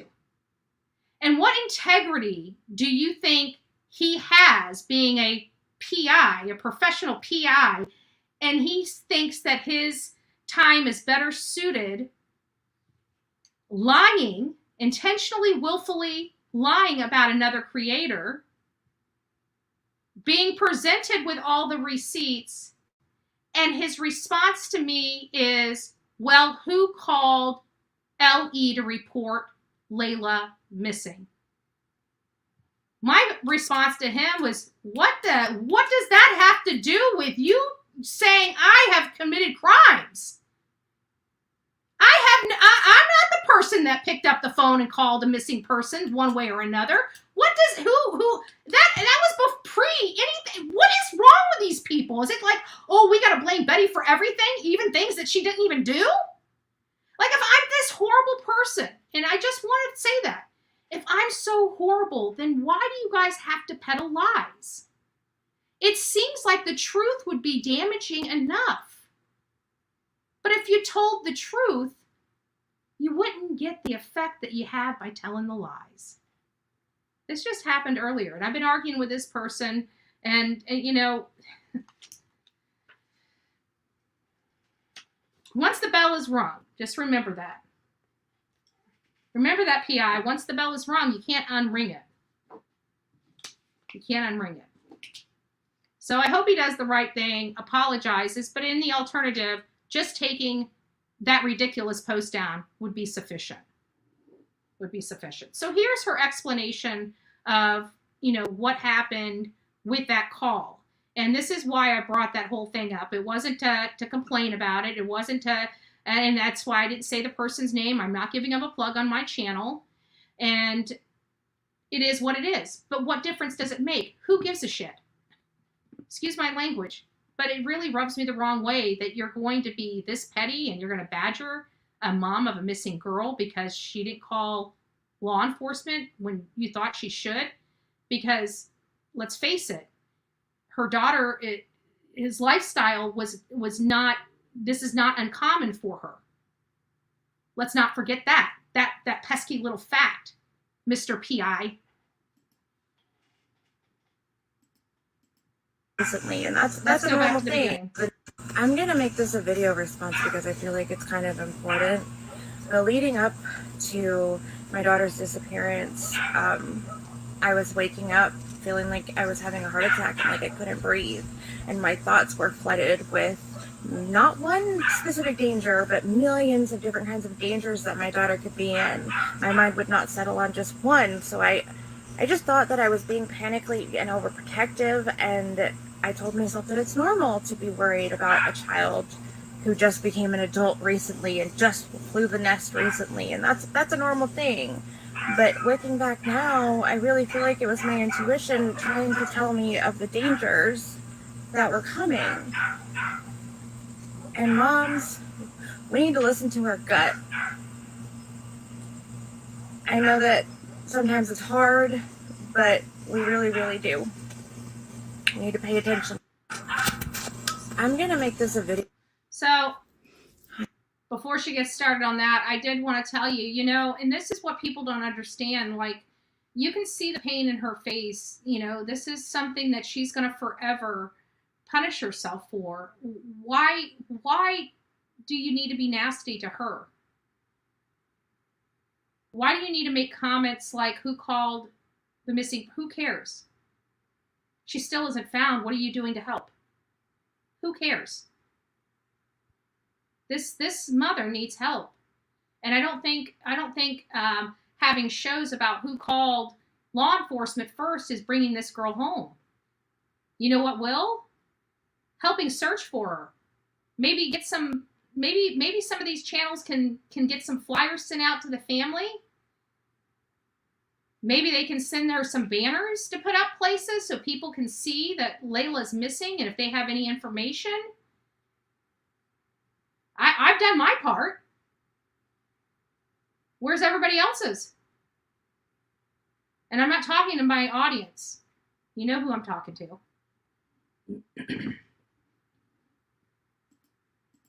Hi, my name is Jennifer Santanello, and my daughter Layla has been missing since June 27th of 2023. It's been about 8 weeks. She disappeared from Kingsport, Tennessee. The last place she was seen was the Eastman Commons at the Marble Slab. I'm noticing a lot of the same questions being asked over and over and over again. And I feel like I want to answer as many of them as I can. This is an ongoing investigation and I can't give all of the information away, but I want to give some information to those of you who are supporting us. There are so many of you being so supportive, and I'm really grateful for that. So I would really like to do a live Q&A and answer what I can tomorrow, August 28th at 8 p.m. So I'll see you guys there. And she did. She did do the live. I was there for the live. I felt, bad for her. In that live, there was somebody saying, "I've got your daughter." That was just, it was disgusting. I don't know. Again, I know kids do stupid stuff. I'm hopeful that whoever that was a kid, a prank. Kids don't know better. They don't know how hurtful. But can you imagine if that was an adult doing that? Like, how can you do that to another human being? I guess is the question. I don't understand that. Because, like, literally, it could be a person that I absolutely can't stand to be around. If they needed the shirt off my back and I didn't need it that day, they would get it. No matter how I felt. If somebody is in need, whether I like them or not, and I'm able to help, I will help. I don't understand the need or how it makes somebody feel good inside of their mind, body, and soul to be nasty to somebody, to be just nasty, and just keep being nasty, and not realizing that you could just stop. You could literally just stop.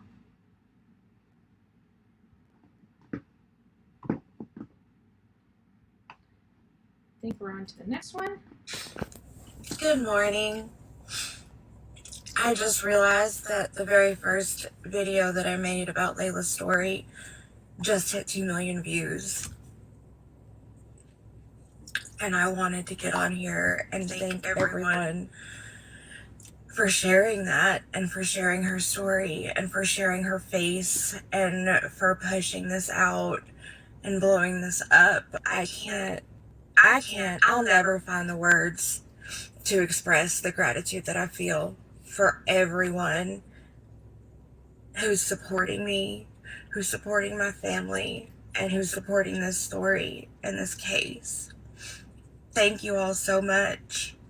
It means a lot. Hi, Sorry, I'm Jennifer it was at the end. Santanello, and my 21-year-old daughter, Layla Santanello, went missing 2 months ago.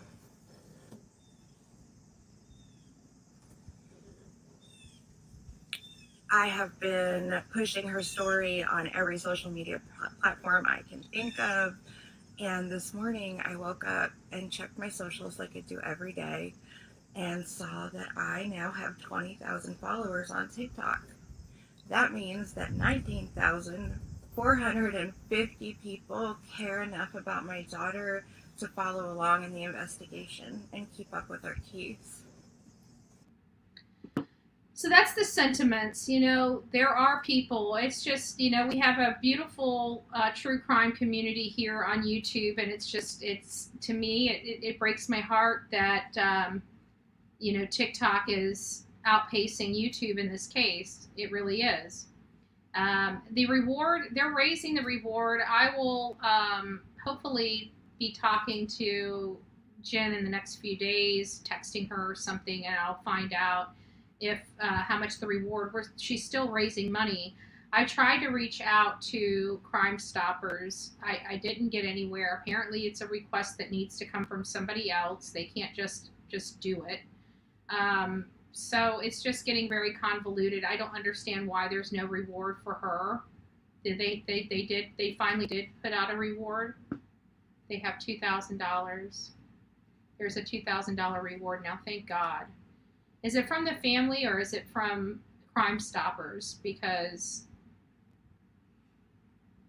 no internet equals into the world. I know, right? It does, and that's another thing. Layla has not posted on any social media at all. There's been no contact with any friends or family. It's been months. So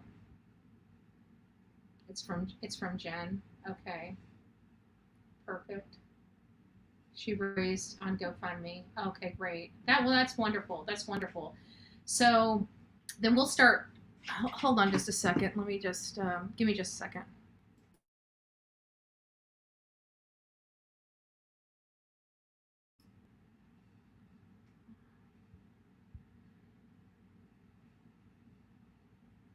Okay, now I'm gonna.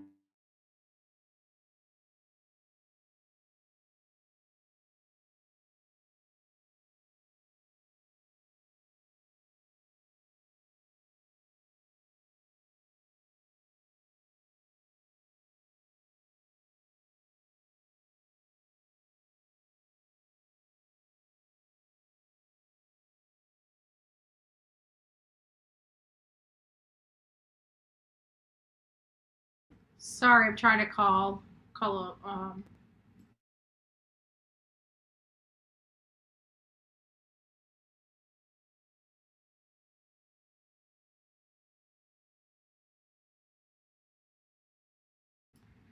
right. Well, shoot. Sonia, you know what? I like that flyer that you designed. Is Sonia still? I think Sonia's still in here. If she's not, she'll get this on the replay. I like that design of the flyer for Layla that you did. Do you think you can design a flyer that has the reward amount on it? You don't print anything yet because the reward amount may go up before we leave to go back out there searching. But I like the flyer that you did. You don't have to print it or mail it or anything like that. If you want to, you can, but I can print some from here. But I need that, and also the date and time of our search, which we have not solidified yet. But we will. So that's going to be coming. That's going to be coming. It'll be forthcoming. So already done. Oh, okay, perfect. And yeah, so that's what kind of my thoughts are there. I'm just wanting to get stuff out. I want to be able to hand stuff out. I want to be able to go to the camps that I went to before and get this out because I want them to. I need to find people that knew her, because I believe that they're going to be the ones that would have the best understanding of what may have happened. What is the approximate date? For the search out there, it's kind of hard because it's going to be either like around the 10th or around the 15th of September. So it really, I'm not quite sure. I was hoping to get out there around the 6th, but I've got dental work that I've got to get done on the 6th, and there's something else going on. So I need to try to get my schedule together. But Olivia should be here sometime later today. So I'll talk to her about that, and we should have it buttoned up real soon, and we'll be able to get that out because we're just needing to get people out there to help search, a search party. She still has not been found. Now, granted, anything can happen from now until the time we get out there, and we're praying that something in this case breaks. We just, at the end of the day, her family just wants her. And nobody can blame them for that. Any way and every way that they can get her face and her name out there, they're doing. And I applaud her parents for that. They're fighting for her, guys. They're really fighting. And they need help. They just need help. It's sad. So this morning, I was doing an update. This is no laughing matter either. But I was doing an update, and there is an extensive manhunt for this gentleman. He's caught in Chester County. What the heck is his name? It's some weird name like Danello. I can't even. Don't even ask me that. It's like Cavalcante,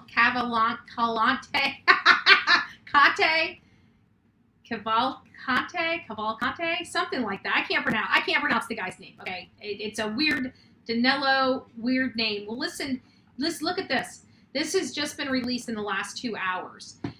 This is why they are really honing into that one area of Pennsylvania. I was checking this because this morning, this gave me a lot of Brian Laundrie vibes.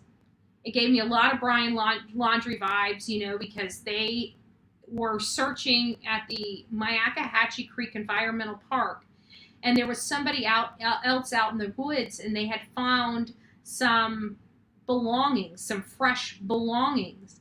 And so they ended up taking the search and moving the search away from where his Mustang was and where his body was ultimately found, and moving it 45 minutes further north, 45 minutes north. To Carlton Reserve, and started searching that swamp.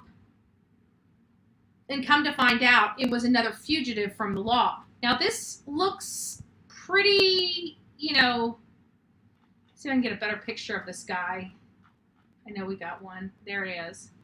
I mean, this looks pretty, spot on for what. I'll blow this up on the big screen. Hold on. So you guys can get a bigger picture of him.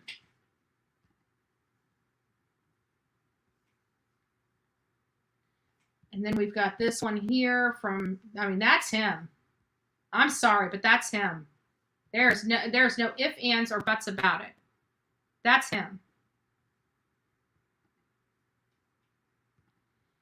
So when they were out there yesterday and last night, I was watching it on a Twitter feed.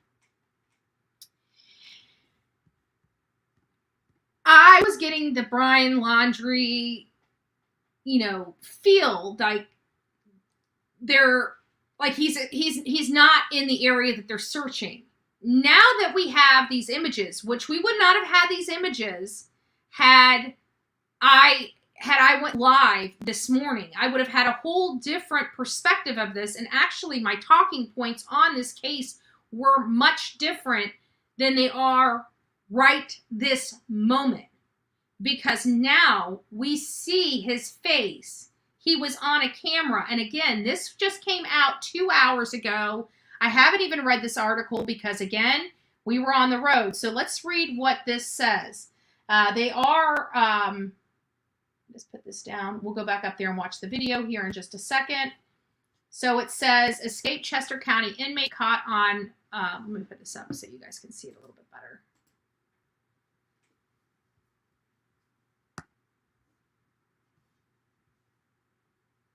Yeah, okay, let's fill up the screen. So, escaped Chester County inmate caught on trail cam at Longwood Gardens news release. So, Pennsylvania authorities say there have been 2 additional sightings of the escaped inmate who has been the center of a 6-day manhunt in Chester County. During the news conference on Tuesday morning, Pennsylvania State Police released a new photo of 34-year-old Danilo Cavalcante. There we go. I think I said it right. Cavalcante. The escaped prisoner was captured on a private-owned, motion-activated wildlife trail camera on the property of Longwood Garden Monday night. That's a Labor Day night. So that was, I don't know if you guys noticed this. Let me go over here and show you guys this. He actually works, I don't know if he owns it or works for it, a news organization. And he was out there live at the scene where they kind of have Danilo kind of caged in. They're trying to tree him. And so they keep moving. Like all these points of this community are wrapped with law enforcement as they're monitoring his movements or trying to monitor his movements, but they can't find him. So what they're doing is they're waiting for people to call in tips like there's somebody broke into their house and got food, or there's missing clothes, or something of that nature that's really been helping them hone in on where this man is. And now we have this trail cam. So I don't know how far this Longwood Gardens is from where those lights and sirens were, where we were watching last night. It might be that very spot. The issue I have here is I would have thought he would have already left the area, as many people may, but there is a reason why law enforcement is concentrating on that specific area. Prior to this, actually I forgot, I got to go backwards. Prior to this right here, this photo of this man this morning, my commentary would have been a lot different. It would have been about the Brian Laundrie vibes. It would have been about, are we sure he didn't, escape capture or escape, get outside of their secured area? Is he further out than they thought? Could they have been off a day with the reporting of the burglaries and all these other things that people were reporting in and around that area? There's just a lot of things that do come to mind when I'm thinking about this. But now that we definitely know, let's see where Longwood Gardens is. Let me get over here. Longwood Gardens.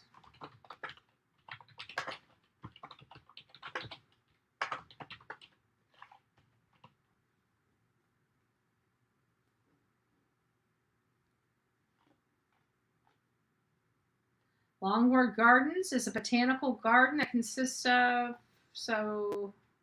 is he actually in the botanical gardens? Let me read that article again.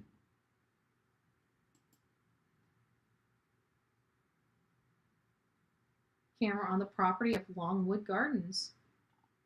And when I plug the Longwood Gardens into Google, it's talking about Longwood Gardens is a botanical gardens that consists over 1,077 acres of gardens, woodlands, and meadows in Kennett Square, Pennsylvania. See if we can map it.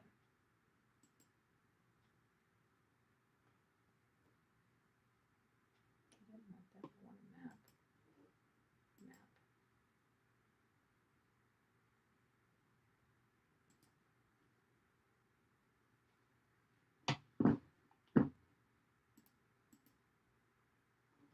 So this is where they're saying that he's at in Longwood Gardens.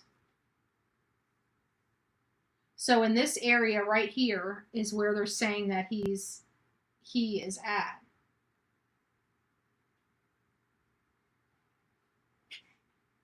And I don't remember where they were working. I remember they were talking about God, I want to say Cherry Street? Something like that yesterday. I don't know where law enforcement was at. Let me see if it says it on that. It says it on this. It says, we know for sure, confirmed. Escape manhunt. There's not really a whole lot of information other than escape manhunt, but it doesn't say where they're at. Let me see if I can get some sound. Erupts, you're going to hear it from here and obviously from there. Our goal is if they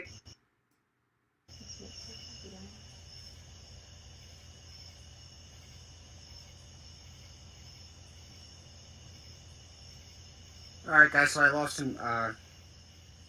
the feed for a second, but Matt is going to be back with us in a few minutes. He's grabbing his charger. For some reason, every now and then the screen goes black and it comes to an end. I'm not sure if it's because of the traffic or whatever. Anyway, as I was saying before the feed was cut, there's something here. Let's see what these guys are doing.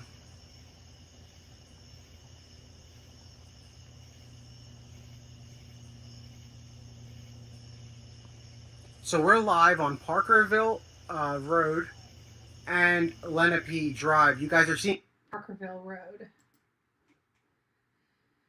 Alright, so let me go. It's going to be easier for me to, well, maybe not. Hold on, let's see. Parkerville Road.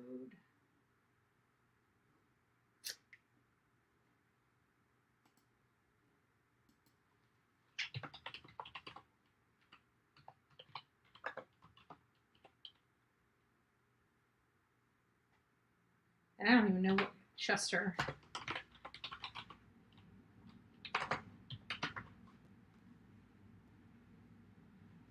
Well, it's not pulling it up. That's for sure. Not with that. So let me try. He did say Parkville Road, right? Let's go back and listen to that. State Police right here. So we're live on Parkerville Road and Lenape Drive. You guys are seeing Lenape Drive. I don't know how to spell that. Parker Road and Lenape Trail.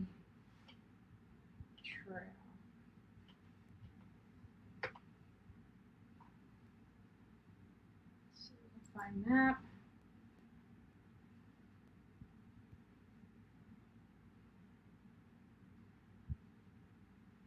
Lenape. Right. I can't. Somebody's got Parkerville and Lenape, which is Lenape. Parkerville. Is it road? Because it's not pulling up on the map. I don't know. Let me just take Pennsylvania out. Oh, there it is. So here it is. Let me just back this up just a little bit. Okay. And we want, so we got that. So that's Lenape. Says it's Parker and Lenape. Let me just make sure it is. Well, it's Winston. Clark. I don't see Parker.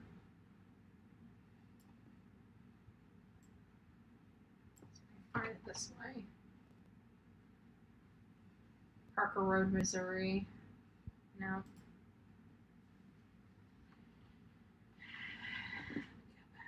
I can't find it. I don't know, but we do have. This is what they're saying that where he's at. This is. I don't know where that was. I'm trying to find it on the map, and it's not giving it to me. Oops. Oh, I'm on the wrong map.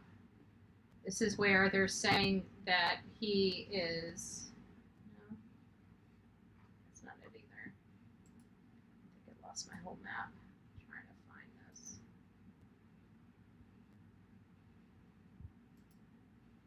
So that's Longwood Gardens right there. So I'm assuming. Let me just go.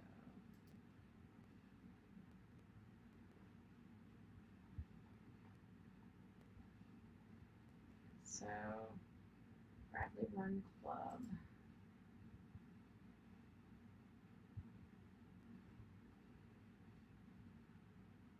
I don't know. I don't know where it's at. I'll have to look at a bigger map. I'll look at it later. Either way, there he is. This is the guy on the run. He has been confirmed as being on a deer cam. So it's only a matter of time. It really is only a matter of time before this manhunt comes to an end with this gentleman here. See if there's anything else in here that we can read. So they said that he was seen walking north at 8:21 p.m. and another photo showed him walking south through the same area at 9:33. So it sounds like maybe he's just moving around. Maybe that's all he's doing. He's just moving around Parkville Road. Yeah, I spelt it right, Pixie. I just didn't. I couldn't find Parksville and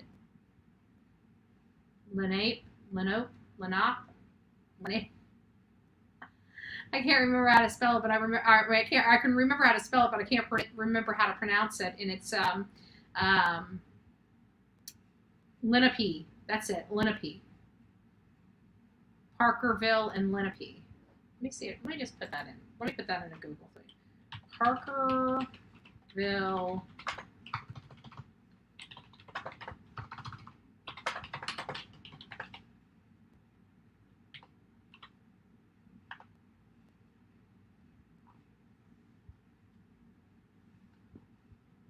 So that's in Westchester.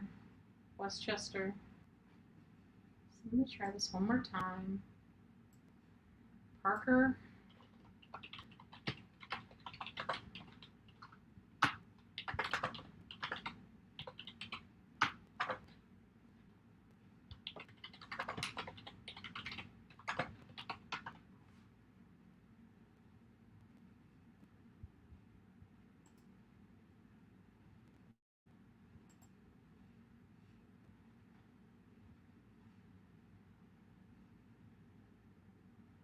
So there we go. We got it in now. Let me put that up. So, let's see if I can get this bigger. So this is where, right there, if you guys can see that, this is where they were at, this is where they were at looking last night, according to the reports that we were getting. This is where he is. He is some 11-minute car ride away. 11-minute car ride away.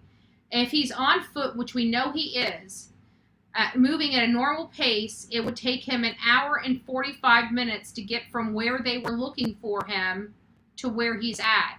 So he was significantly outside of in my opinion, of the search perimeter from the where they were looking at in Parkerville and Lenape. It's 11 minutes is close, but it's an hour and 45 minutes on foot, and he's on foot. So, he's an hour and 45 minutes away from wherever they were, looking for him. And here he is. This is where he was and when he was in the gardens right here. So they have him, and it's definitely him because you can see his face. It's without a doubt him. No doubt in my mind that is him. So he's out there. Hopefully he's going to be caught soon. Just a little more information, a little more photos about this, about what's going on. No, I don't want to. Thanks. I'll return to the home page. Thank you, thank you, thank you. And then we'll just go back in. There we go. And it's just a few more photos of the road closures as they are. And I'm not buying a subscription for this by any stretch of the imagination. So,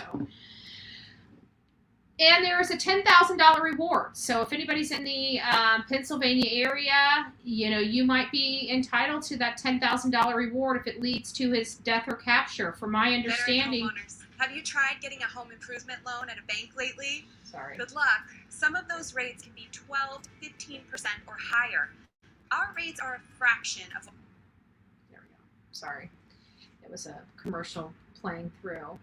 But there's a $10,000 reward for his capture. But it's, from my understanding, they said that they considered him armed and dangerous, and that they can use lethal force. So he's coming dead or alive, but he's coming back home. Going back to the prison one way. Dead or alive. Dead or alive. Wanted, dead, or alive. But that's about as much time as I'm going to spend on that. We have, believe it or not, we have a lot of escapes. I didn't know this until we started, recently monitoring prison escapes. There's a lot more prison escapes than we ever learn about. I think they said something like 4. Now, don't mark me on the words for all the, all the love in the world haters. Okay, I'm saying, when I say don't hold me to these numbers, that's exactly what I mean. If they're wrong, they're wrong. Do your own research. Okay? Do your own research. But I think it was like 400 and some odd escapes every year. That's more than one a day. That's more than one a day. And that's if that number's correct, and if I remember it. I can't remember how long it's been. It's been a long time since I looked at that. We haven't covered an escape. I think when I looked at it was when the Whites, remember? Vicky and, God, they both had girl names, or they both had the same last name. I can't remember. The Whites, you know what I'm talking about. I was looking into it then, and that's when I read the alarming numbers, and I'm like, oh my gosh, I never knew. I was completely clueless. And we have this kind of escapes going all over the country, and we're literally none the wiser. It equates to like one a day. I think is what or a little over one a day, something like that. Scary stuff, though. I mean, it's scary. To me, it's scary. Like, I don't know how I feel about that. I don't know how I feel about that. And this is getting back to the young boy. I know we kind of talked about this on our ride to that scene, which wasn't really much of a scene by the time I got there. But here is what I dealt with last night. For those that didn't see it, this is a 16-year-old boy that was killed by his father on Labor Day, and I didn't realize when I was speaking that I had misspoke. It's well known, and it had been well, and you'll even hear me say I downloaded the press conference. I watched the press conference 2 or 3 times before I went out here to this home. And I wasn't going to go out there. I learned of this case like around 3:30 or 4, between 3:30 and 4:30 in the afternoon, but I didn't leave here until 6:30. So it was kind of my fault that we got out there so late. But I was kind of late to the draw. I was like, should I go? Should I not go? And I figured it's a 16-year-old boy. I wanted to find out what could have happened, how this happened. But by the time we got there, law enforcement had already been wrapped up. There was a lot of mosquitoes out there, and it was obviously hot, among other things. So, we just did what we could. I just reported from the scene. I didn't, like with Summer, I felt things with being there. Here, I didn't really feel sorrow or, it's sad. It was sad. And there was a man sitting outside of his house when I pulled up. I didn't bother him or anything like that. But you could tell even on his face, he knew why I was there. And he's sad, he knew these people. He probably watched that. I mean, these people have lived in these houses for some time. This is not something where they move around a lot. These people have been fixed there in that property for some time, so they all kind of know each other, and they've been neighbors for years and years and years. And you can just see the sadness just all over their face, just pure sadness. But here's just a little snippet for those that didn't get a chance to watch it last night. This is just kind of breaking it down. But the father had been there for about 30 days. I think I misspoke and said last night. I don't know. It was late at night. I don't know what I was thinking. I know the details. I just, for whatever reason, it just fell out of my mouth. And you'll see, I'm completely unaware. All right, guys, give me just a minute. I got some technical issues going on. Let's get you past Not those. ready. Can't see. Let me check that. Let's get past all the 16-year-old technical issues. grandfather. His grandmother had gone to is where a 16-year-old today, Labor Day, was actually taking care of his grandfather. His grandmother had gone to a rehab facility, so either had a surgery or some type of medical event that she needed rehab. So she was in a rehab facility, and the 16-year-old boy came to stay with the grandfather to help him take care of the house and everything else. Well, his estranged father shows up. His estranged father is literally all over the United States. There's spots of him in South Carolina and Texas. He even has a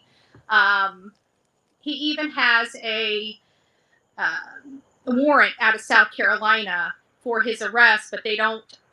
Apparently, it's a low-level crime, so they are not extraditing him. So he could have been in jail, but chose not to.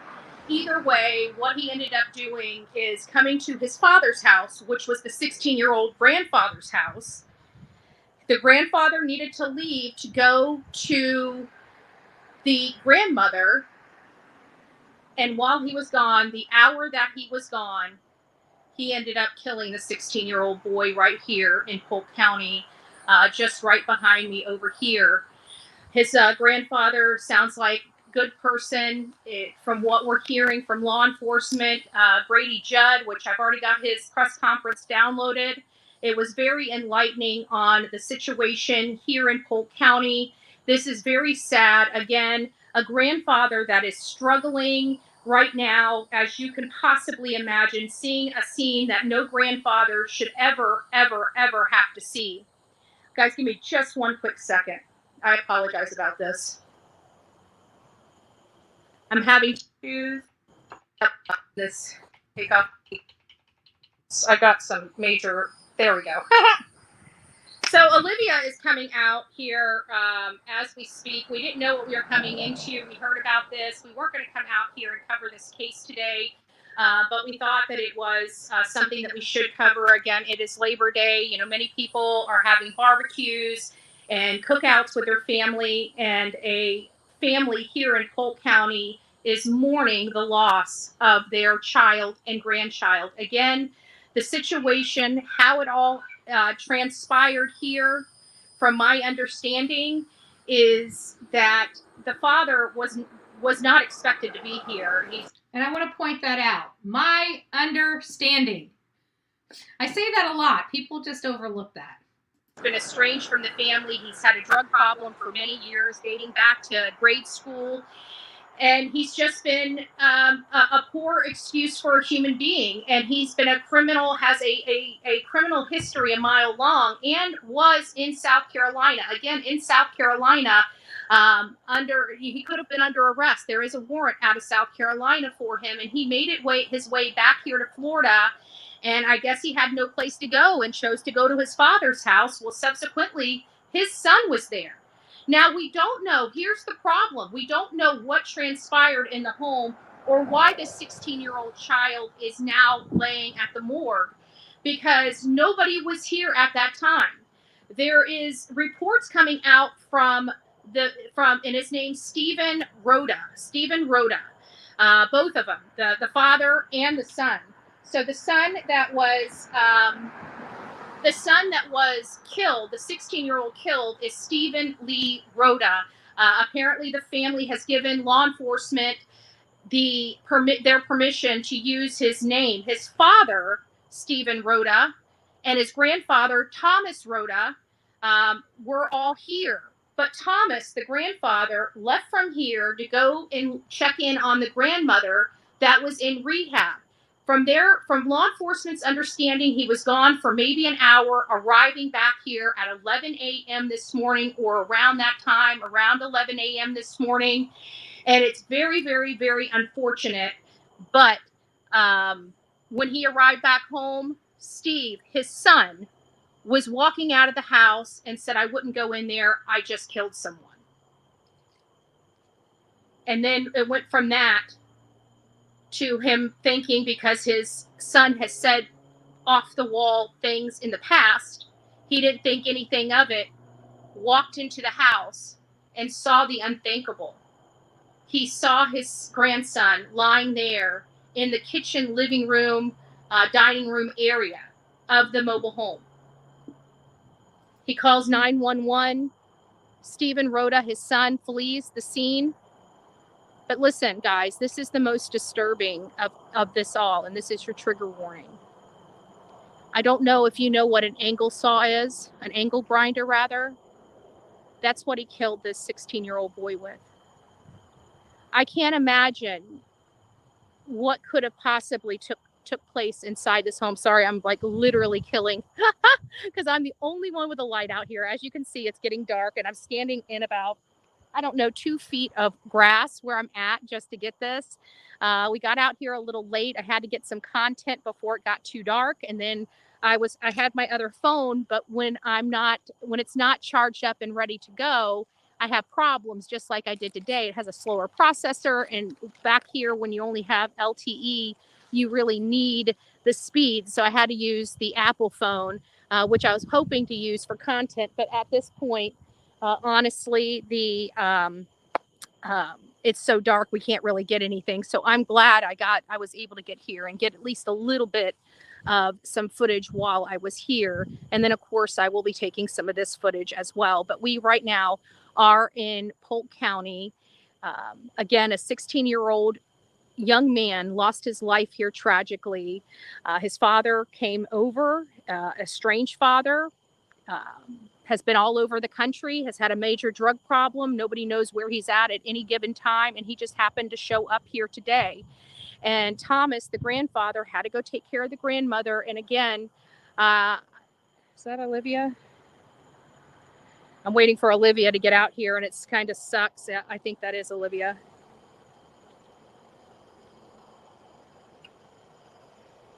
Might be a little too dark to film right now. I said it might be too dark to film right now.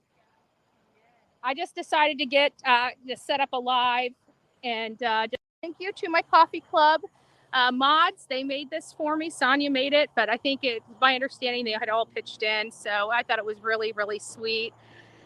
And again, we were just getting out of the house.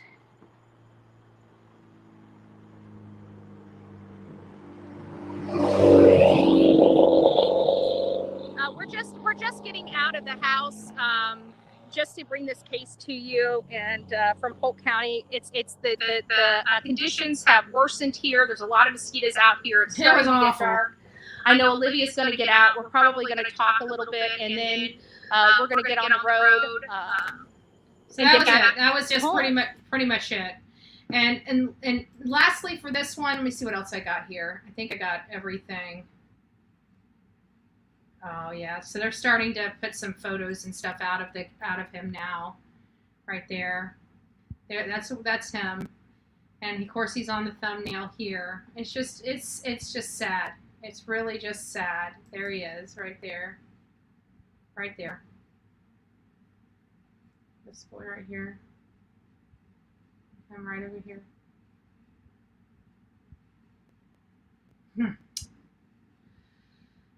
It's just sad. It's just sad. And here's the house. Let me just share this with you. So we'll just pop right on through here. Let me see if I can get this up just a little bit. Yeah, there. Because it's not the front one. It's this one right here. That's the one right there. That's the one where you could just barely see the little light glimmering right back here when I was out there last night. But see, there's this one here, and everybody's mistaken that one for the house. It's this one right here. That's the trailer, and that's where it happened. So I'm just gonna let you guys see. It's a 14-minute press conference. I don't think we need to hear the whole press conference. If you guys would like to see the press conference, I put some snippets on my page, earlier. I think that's about it. I don't feel like going through a 9-minute press conference.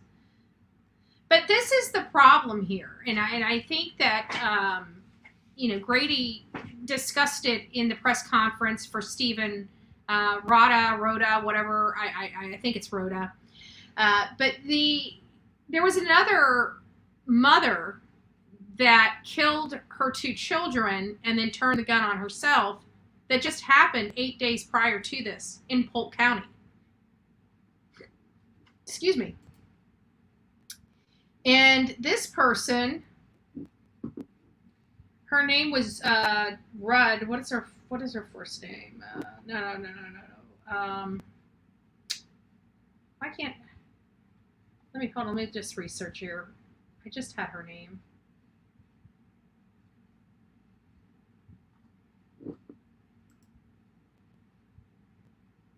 Oh no, that's a different case right there. Hold on a second. Well, I'll just play it. I'll just play it. Why not? Here, because it doesn't say. For everyone. For the investigative team. Something just popped on. It's gotta be like.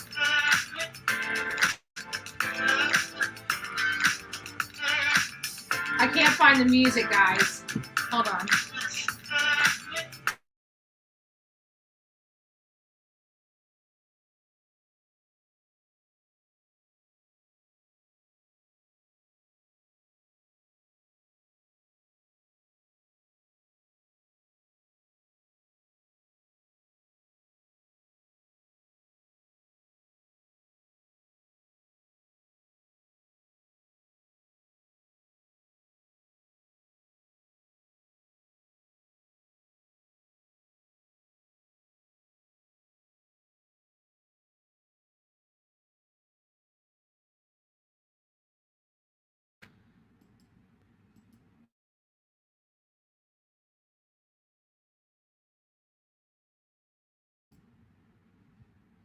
That's the one thing I hate about Fox News articles. Like, they'll just, it doesn't matter. You can just be in a live and their commercials will just start playing. You're not even on the page and you got to hunt and find. I got literally a gajillion things open. I'm like, what in the world is this noise? Where is it coming from? But here, this is what I wanted to show you guys. It's definitely not that.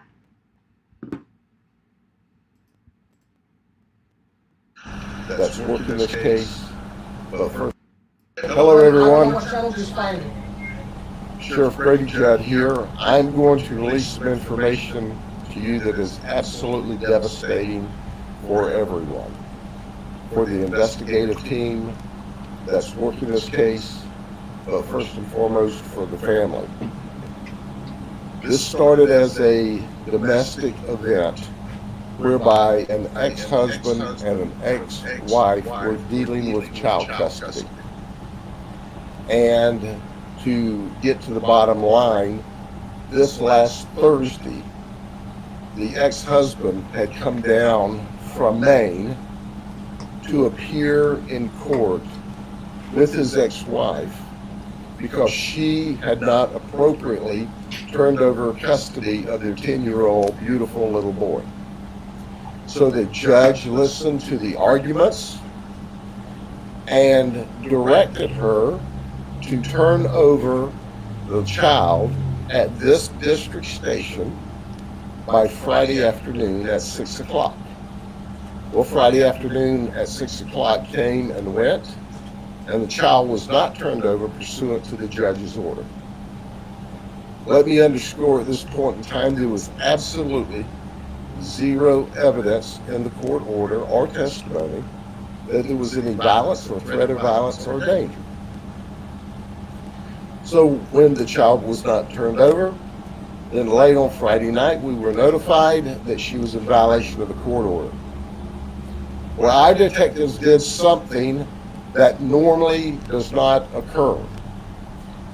Our detectives worked through the weekend to try to find this 10-year-old little boy so we could turn him over, according to the court order, to his father, so his father could take him back to the state of Maine. We pinged phones. We looked for the child.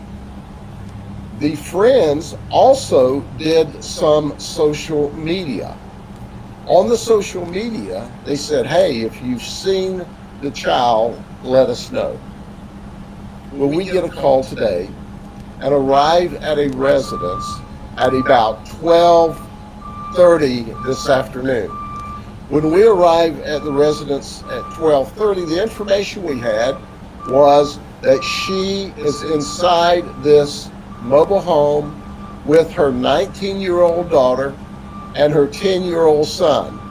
And the 19-year-old daughter and 10-year-old son have different fathers. Here's what we know. Brandy Hutchins. That's her name, Brandy. The mother of the 10-year-old. The mother of the 19-year-old. From every indication in our investigation now, has murdered her 10-year-old child and her 19-year-old child. I don't know what is going on in our society today. We talk about it all the time here on the Bullhorn Betty channel, is why are people taking this horrific route? You're talking about here lately. This is what we've been accustomed to in our society. Most people that are in jail have lengthy criminal histories, lengthy criminal records. If you look at the criminal of 2023, most of them start off with murder as their first crime. All these hot topics, these cases that we've been covering, the majority of these people had no criminal records, no criminal history, hardly even a parking ticket. I mean, we had a doctor murder an attorney this year. Remember that here, just in the not too long ago? Brian Koberger. No criminal history. Well, we found out after his arrest he had a minor criminal history from 2014, I believe. Stealing his sister's cell phone and punk like that. He went into a diversion program. So we're seeing a lot of this stuff happen with people that don't know. There are some people, you know, we've been covering people that have criminal records as well. But look at that Jacksonville gunman. Look at the Jacksonville gunman. No criminal history whatsoever. He has two incidences. One of a domestic relation where he wasn't arrested, and then in 2016, and then in 2017, he was Baker acted for 3 days. So, you know, it's just, I don't know what is being cultivated in, you know, we got, and what about that girl that stabbed her grandfather in the face with a knife? I don't know. We're either, you know what, we may be magnifying, maybe these issues, you know, I think somebody brought them up to me the other day. Oh, before I forget, I know I get so busy and I forget some of the important things. We'll get back to the topic. But just for everybody here, I just wanted to let you know, hopefully Karen is out of surgery. Karen had surgery this morning at 8:30 a.m. I texted her at 5:30 just to let her know she's going to do great. And I've been praying for her. Sonia has a sick sister. And if you guys would kindly just, you know, moment of silence for our victims here, moment of silence for the people that are struggling in our channel, outside of our channel, and further abroad than that. So we're just going to take just a few moments, just not even 30 seconds, just a few moments, if you will, and just say a prayer of healing.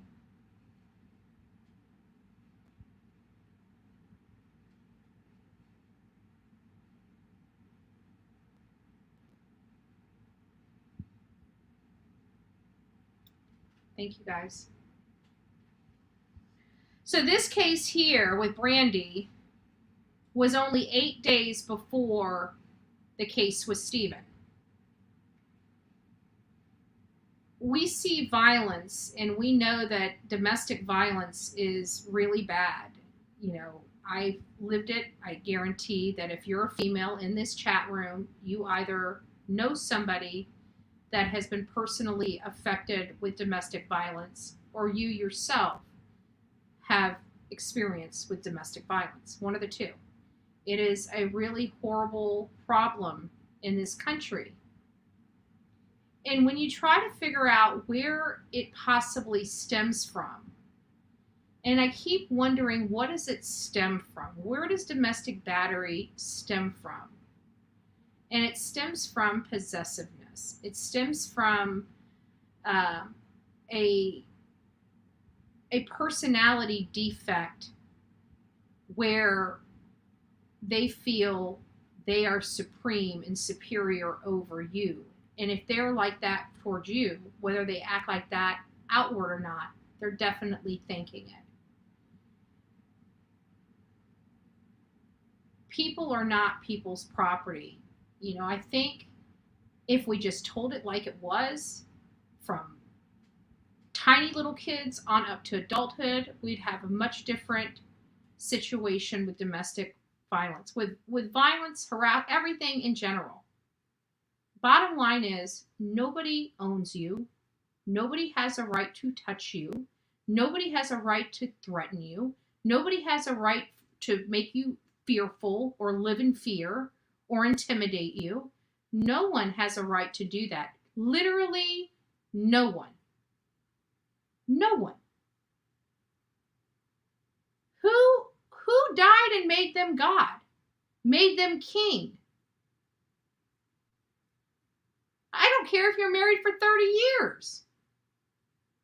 You that in a relationship, it's a respect. It's not an object. It's not an ownership.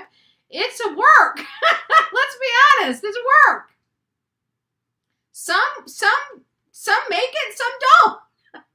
God bless the ones that do, you know? The ones that do, God bless them. Absolutely, Ladybug. Say no, you know? Just say no means a totally different thing anymore to me than it does to, you know, substances. You know, I think people are we are being taught to worry about everybody else and not care for ourselves. I truly believe it. Because if we were taught to care for ourselves and speak how we feel, you know, there would be no BS. There would be no ugh. There'd be no fake, right? Nobody would have to worry. Be a Betty, baby. Be a Betty, baby. There's your next shirt, Sonia. Be a Betty, baby.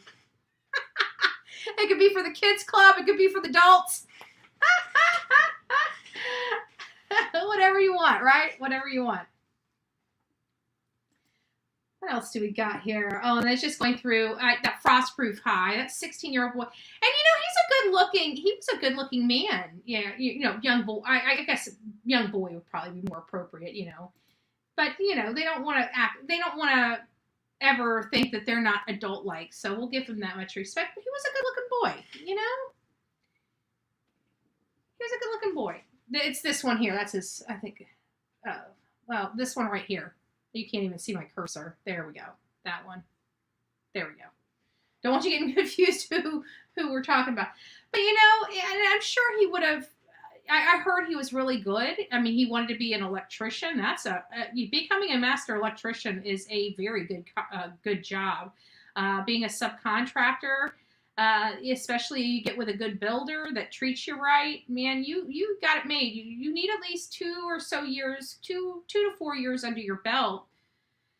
But it's a good profession. You know, it's a great profession. It sounded like he was smart, but you know, that age and the fact that he probably had a lot of emotions when it came to his father and just saw his father just being a lazy piece of garbage, you know, and I don't know what could have been said in that house, but he didn't deserve to lose his life for it. And I have a funny feeling, we'll never know. We'll never know. So, but my thoughts are they must have had a fight about something.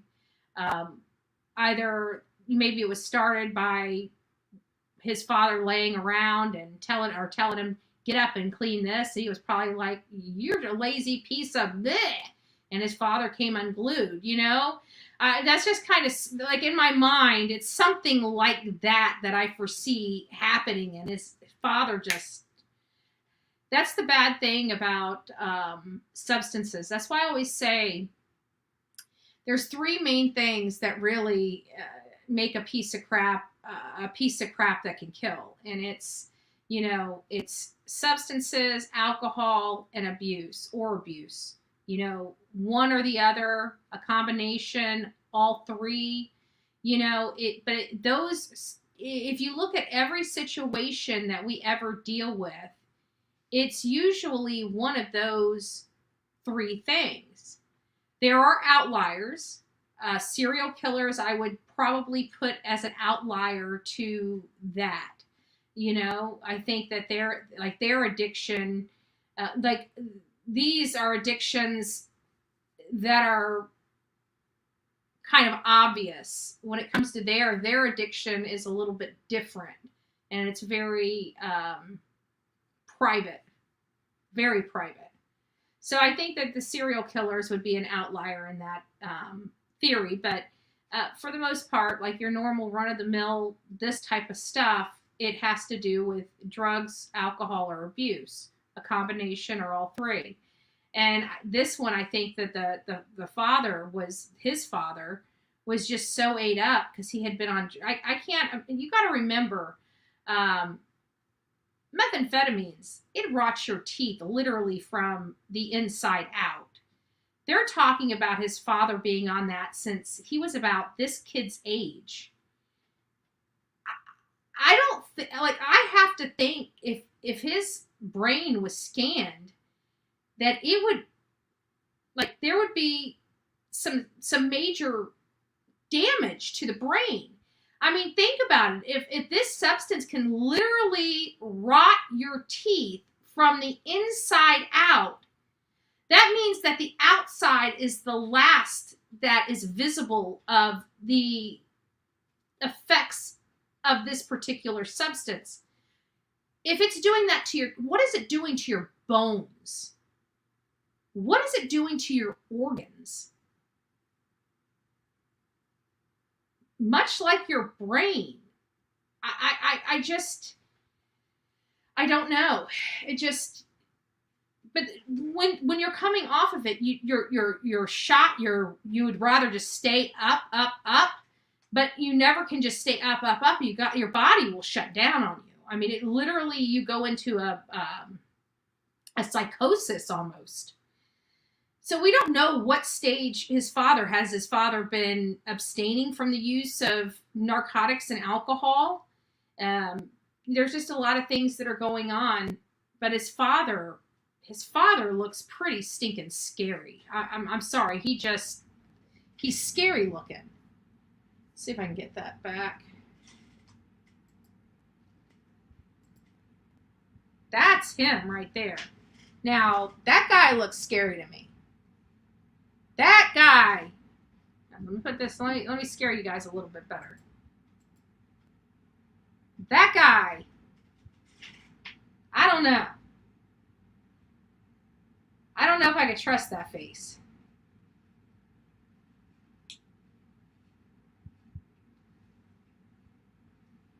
That's scary. Even his eyes. It's like, I can tell you, he looks like he's under the influence. Because if you look at his eyeballs, let me see if I can blow this up. His pupils are dilated with that flash, and you can see the red. You can almost see the red in his whites. That's as far as it'll let me. But his black is really big in this photo. There's just a little bit of blue around that black. And his whites, you can see especially over here, they're red. Yeah, his pupils are huge. And that's in a flash. That's in a light flash. That guy's scary. I don't know. But it sounds like the son, from what we understand, and this is what bothers me. If there was a grown man at the home, why did the son, the grandson, need to go over there and help his father? Or his grandfather, rather. It seems to me that there may have been something else going on. Maybe the grandfather was scared to be alone with his own son when the grandmother went to rehab. I don't know. This world has been infected with demons, for sure. Oh, yeah. But I guess Robin, I think the problem is the alarming numbers. Like the people that are doing it, like, you could be sitting next to some of these people in church. I mean, not this guy. I'm not talking about this guy. I'm just talking about other stuff in general. Like, there's just people that have done horrible things and do horrible things that will literally go to church every Sunday. It's becoming a weird world. But I was talking to a friend, and again, I'm not sure. I really am not. I'm not sure if it's just because it's being kind of magnified now that social media is here. Things are getting out. Oh, hey, Turkey Man, nice to see you. Things are getting out possibly quicker and faster and at a larger rate because there's people like you guys that post stuff in your community on like Twitter and stuff. It's making it more accessible to a larger population. Is it possible that all this stuff, I mean, even the numbers the numbers that they're at today, is it possible that this could have been the numbers even 20, 30 years ago? It's just that we were so unaware because our news didn't travel as fast as it does today. I mean, it's a reasonable question. Somebody brought that up to me. They said, it's possible. I do believe in some respects that, yes, this has been going on, everything, from the kidnappings and the ST and SA and, HT and, all these alphabets, the alphabet soup of what we can say on YouTube, right? They did happen before. Is it maybe that it still always happened? It just wasn't acknowledged or acknowledged by as many people? Like, we can literally go into any state, any county, any city, and have a story to cover.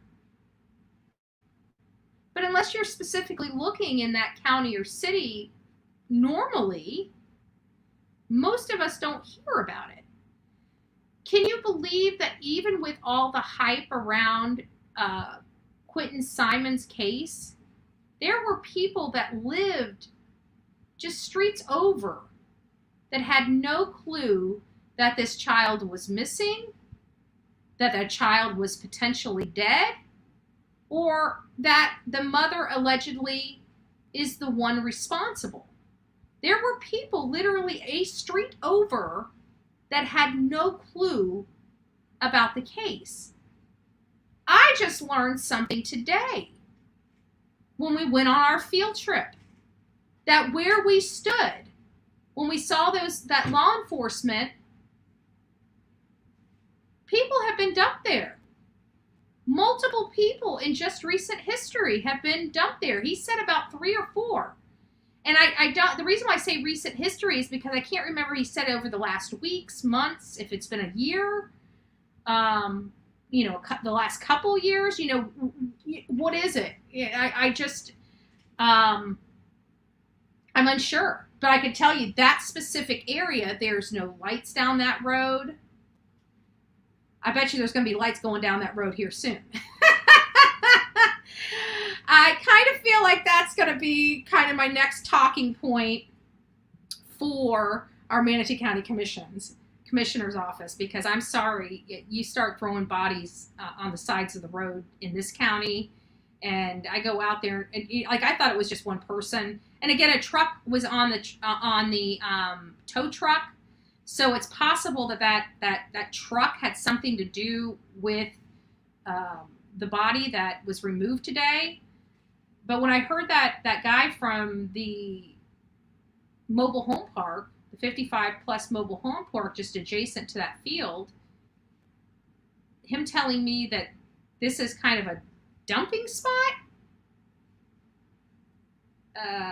Okay, well, if law enforcement knows this is a dumping spot, why haven't we gotten why hasn't there been a request for lights out there on the road? There's going to definitely be a request for lights down that road now. I'm going to personally be making it myself. So I don't know what's going on out there. I don't know if this was a medical condition. There was no news on the Facebook. I haven't had a chance because we've been live since I was out there, so I haven't had a chance to look at Facebook to see if there's been any updates on the activity that was going on Canal Road.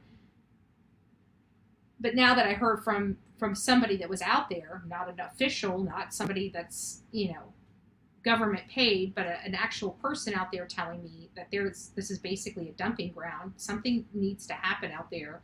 I'd like to have some lights first, and maybe a camera or two, traffic camera. Camera. Why can't you put a camera up on a pole? We do it everywhere else.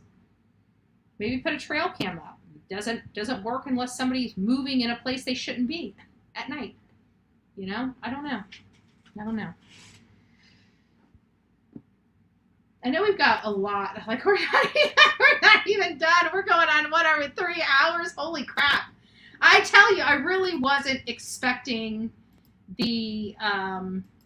No, I think we're about done. Let me see if there's any news yet about it. No news. Oh, because I put in 41 in Bradenton. It's in Palmetto.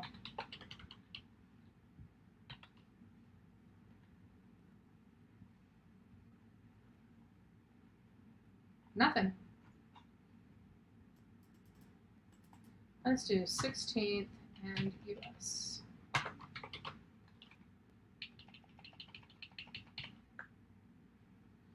And Canal, actually, it's 16th and Canal.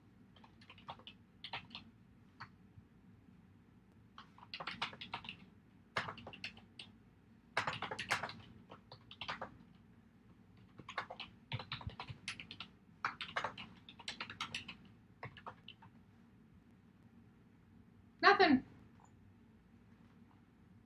It's been hours, and they had the forensic team out there, everything. Nothing. Let me just.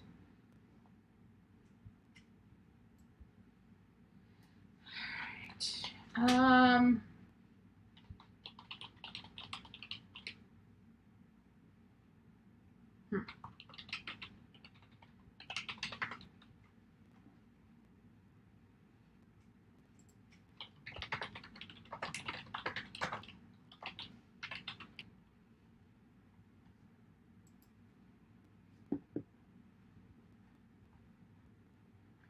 There we are.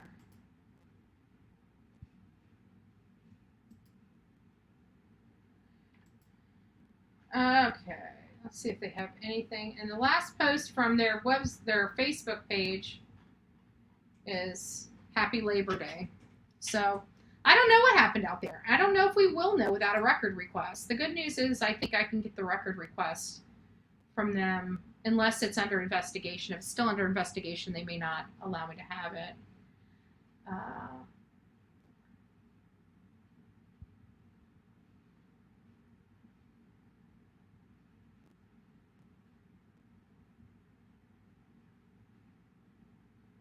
Oh, The bomb is dropping, guys. Hold on here. Hold on. We're not done yet.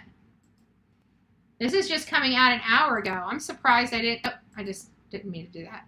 I'm surprised I didn't see this. So we were going to have a press conference today at 2 or 2:30, and they were going to be explaining what exactly they were going to be requesting for the new trial. And so here's the motion for the new trial. I guess they went ahead and filed it, and some people got a hold of it and are getting it out.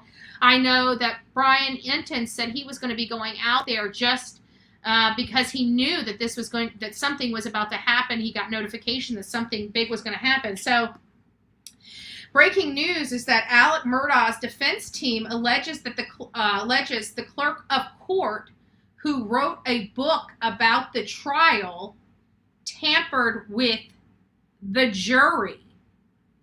What? Defendant Richard Alexander Murdaugh, through undersigned counsel pursuant to Rule 29B of South Carolina Rules for Criminal Procedure, hereby moves the court for a new trial after discovering that the clerk of court tampered with the jury by advising them not to believe Murdaugh's testimony and other evidence presented by the defense, pressuring them to reach a quick guilty verdict and even misrepresenting critical and material information to the trial judge in her campaign to remove a jury she believed to be favorable to the defense. I don't know if the judge would have allowed this kind of shenanigans.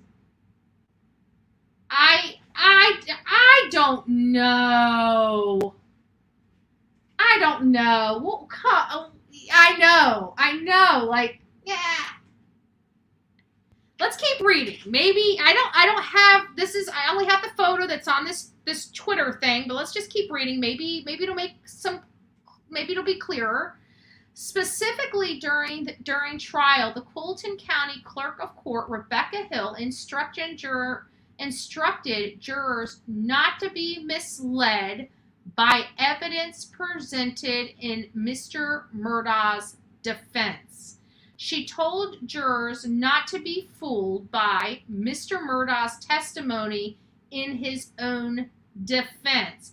Ms. Hill had frequent private conversations with the jury foreperson and court-appointed substitution for the foreperson the jury elected for itself at the request of Ms. Hill. During the trial, Ms. Hill asked jurors for their opinions about Mr. Murdaugh's guilt or innocence. Ms. Hill invented a story about a Facebook post to remove a juror she believed might not vote guilty. Ms. Hill pressured the juror to reach a quick verdict, telling them for the outset of their deliberations that it shouldn't take them long. Ms. Hill did these things to secure for her book deal and media appearance that would not happen in the event of a mistrial. Ms. Hill betrayed her oath of office for money and fame. I'm flabbergasted. I'm flabbergasted. Oh, wrong one. I really am. Absolutely flabbergasted. Because this is almost hard to believe. I can't imagine a clerk dedicated to her job intentionally and willfully misleading a jury. To me, that seems almost criminal. I don't know if anybody would be willing to do that for a book deal. I know it sounds good in theory, but in practicality, not so much. You know, normal people aren't swayed by that. You know, they play the tape through and see what's on the, you know, what's at the end, or, you know, at least what could be at the end. So I don't know. But perhaps we haven't. This is the first I'm learning of this. I wonder who paid her. I don't know. But what juror are they going to be able... Let's think about this. So let's look at it a couple of different ways. So let's look at it. Alec Murdaugh, his team is right. Okay? So this did happen. Let's make it, let's play it as if this is true. That the clerk did all these things behind the scenes. It seems to me that would rise to almost a criminal level. Robin, this sounds like set up crap. It's possible. I don't know. It just seems to me that one of these jurors would have brought this to the judge's attention way before this point. The removal of, I would have to think,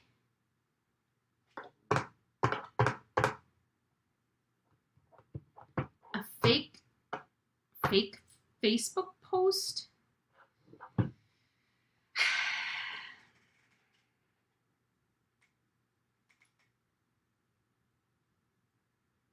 I don't know. I don't know. It's unbelievable to me. It's unbelievable to me. It doesn't mean that it didn't happen. That's just my opinion. It's unbelievable to me. It literally is unbelievable to me. I don't believe it happened. Even if the clerk did get a book deal, I don't see her sacrificing her reputation for. I'm sorry. You don't work that hard. Like, even right now, if I had to sell my soul to the devil for $1 million, I wouldn't do it. Could I use $1 million? Yeah, I could. But I don't know if I would go against everything I trust and believe in to do it. I don't know. I know there's people out there that would. I get it. Yin and yang, right? I get it. But I get that, but I just don't get it. I know people would do it, in desperate times, things. Maybe she's done being a clerk. She figures but I just don't see her going out. I just don't see anybody's legacy wanting to be deception. So it's just unbelievable to me. And that judge seemed so up on everything. He seemed so balanced, so fair. I don't think, if he's never worked with this clerk before, I don't think he would just take her word for it. He would want receipts. I don't think she could just go to him and say, oh, well, he had a post. He seems like the kind of judge, yes, Judge Newman. I don't know if he'll decide, Just Debbie. I really don't. I have no clue. But he seems like the kind of guy that if, say, the clerk approached him and said, we need to get rid of juror 13. Well, why? Because they're not supposed to be discussing the case and there was a Facebook post. We just need to get rid of her. I see Judge Newman being, well, let me see the post, or where can I find it, right? He might be one of those where he wants to see it for himself and see where it came from and see it on her profile, right? And he also seems like the kind of judge that would bring the person in and say, he seemed very, very approachable, right? So it doesn't seem like he would be intimidating when, like, say, if he called you into his office and said, hey, I need to speak to you. He seems like he would be very ginger about the situation and says, I just want to, talk to you for a few moments here. There's something that came to my attention, and it's a little concerning, so I just thought I would. That's the kind of, the kind of approach that I see that Judge Newman would take. I don't see him just taking the clerk's word for it or just seeing it for himself. He may actually just to see what the juror has to say for themselves, right? He seems like the kind of person that would want to at least give them an opportunity to justify their actions, or maybe say, well, me and my husband use the same account. This I can tell you. I know that there's many husbands and wives that literally use the same account. My best friend, up until her husband died, they used the same exact Facebook account. It was, they both, you could always tell who posted because Laura always had emojis at the end, but they shared one account. So it is possible that he might have wanted to talk to the juror and say, hey, did you post this? Just come out and ask. They may say, no, of course I didn't post that. My husband must have done that. Or she, she may have said, well, yeah, it came across my feed. He's like, well, here's the, but I don't see him being angry or making the juror feel bad. I just see him like saying, well, here's the problem. You can't do that. Now it's because of this, it's caused this. And so I'm going to have to take you off the jury. You see what I'm saying? Like, I just kind of feel that vibe from Judge Newman. So that's why I'm saying that, and these are the things that are clicking off, firing off when I'm reading this. And that's kind of how I feel and why this is so unbelievable for me. I could be wrong. Human beings have fooled me many, many, many times before, right? Human beings they can be some of the best, amazing beings in the whole world, and they can also be the absolute worst. And everybody else kind of falls right in between them. So, we're all a mixed bag of nuts just trying to survive in this crazy world because we have crazy people that surround us each and every day. This is just crazy for me. I could be wrong. How much could a book deal really, really get somebody like this? I mean, a couple $1 million? The clerk probably has that in her IRA, honestly, or something close to it, $500,000, $700,000. If she's been a clerk for any number of years, they have, being a government employee has its amazing perks. And one of those amazing perks is the amazing retirement, right? Everybody likes government jobs because you get the Cadillac of everything, right? I mean, they're the ones that get the, super duper health plan for, $100 a month. I know some government are like, it's not that true, don't be saying that. But you know what I'm saying. You guys get a lot. Like, if I were able to get the kind of policy that the government employees here at Manatee County get, I would probably be paying close to $1,000 a month for myself. Like, I haven't been to a doctor in years. And I'd literally be paying $12,000 this year for insurance. And I literally would just be taking a match to $12,000. At that point, I pay out of pocket, get a major medical policy for $50 a month, and pay out of pocket for your regular doctor bills. Solves the problem. Because if I went to the doctor, even if I went to the doctor right now and my doctor bill was $900, I haven't paid for insurance in 2 years. Well, regular, normal health insurance. I do have major medical. And major medical is just basically anything over $15,000. So I'm basically having to pay the first $15,000, or something has to pay the first $15,000 before anything else is paid. So I feel comfortable with that right now at 44 years old. Now, could something happen? Of course it can. Of course it can. And that's why they make payment plans. Right? That's why they make payment plans. So we now know. I was going to play you guys something from Court TV, but now we know. I think we finally made it through all of our stuff today. Every day, about after 2 hours in, I'm so exhausted. I've talked a lot today. I can feel it in my throat, how much I talked last night and today.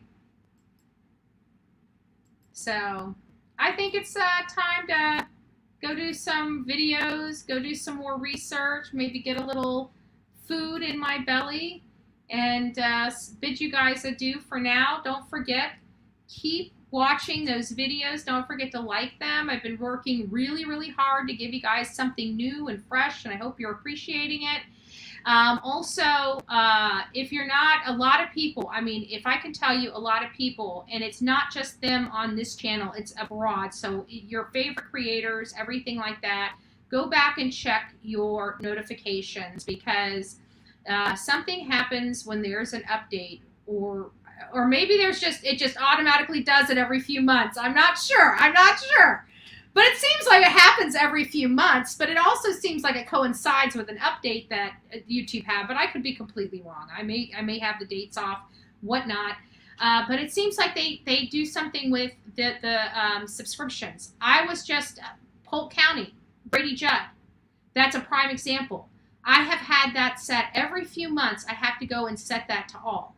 Every few months. Because it's not a page that I go and regularly visit. And therefore, unless it's something that's breaking, it pops up into my For You page or feed or whatever that is. That's the only way I learn about it. It doesn't give me the notification that I wanted. And when I went in there yesterday to find out why it took me so long to get the notification from for the 16-year-old boy, it was turned to personalized. I can promise you, when it comes to Polk County, I have had that set to all. I don't know when it changed from all. I haven't been getting any message. I can't remember the last time I got a notification from Polk County about anything going on there without me specifically going to Polk County Sheriff YouTube page. And I didn't think about that before until I went there, and again, it was back on personalized instead of all. When it comes to Grady Judd, I want everything out of his county, because even when it doesn't pertain to his county, but he was involved somehow, like he's reached out to by sheriffs from across the country because of his great work in the cyber and child crime sector. He has this amazing team. I saw like this mini documentary on it. It was really outstanding and amazing what Grady Judd has done in Polk County, because Polk County, I know people that aren't really from around here, Polk County to kind of the rest of Florida, for the longest time, my upbringing was a desolate area.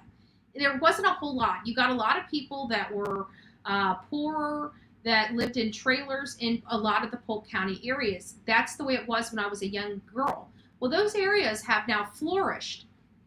And so it's brought in a lot of crime, a lot of inner city crime into that area, and has been for quite some time.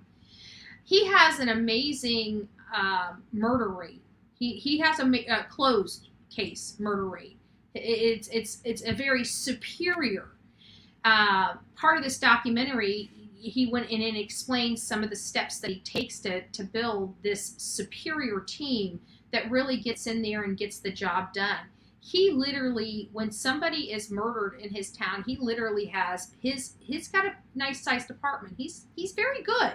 He does well with his budget. And he just gets them all. I mean, everybody just kind of converges. Everybody. All hands on deck. Everybody. Anybody with skills is out there on the scene, and they are just going through the checklist. They are some of the most, if any officer, I don't care if you aspire to go and work in California or anything, if any officer really wants to be a good officer, I recommend them, when they're out of camp, even if they're not from the state of Florida, you come to the state of Florida and you work with Polk County Sheriff's Office. You want to be amazing, you learn from the best. And I'm sorry, as far as I can see, I love a lot of sheriffs.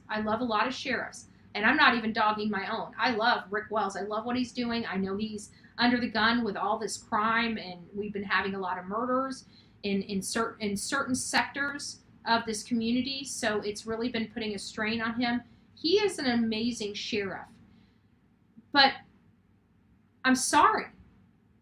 Grady Judd, he's the best.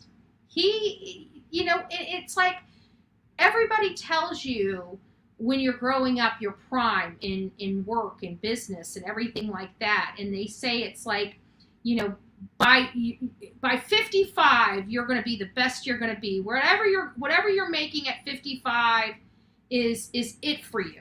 I can tell you this day and age, that is not true. I have met people that have retired at 55 because they didn't like it. They wanted just to cash out. They needed the money, not because they could afford to retire and move on to a different career like selling real estates in their golden years and making a windfall. Making a windfall, changing their entire life after the age of retirement and whatnot. But anyways, that's just going on a tangent. We'll see you guys soon. I'm exhausted. I'm tired. I feel delusional. I do.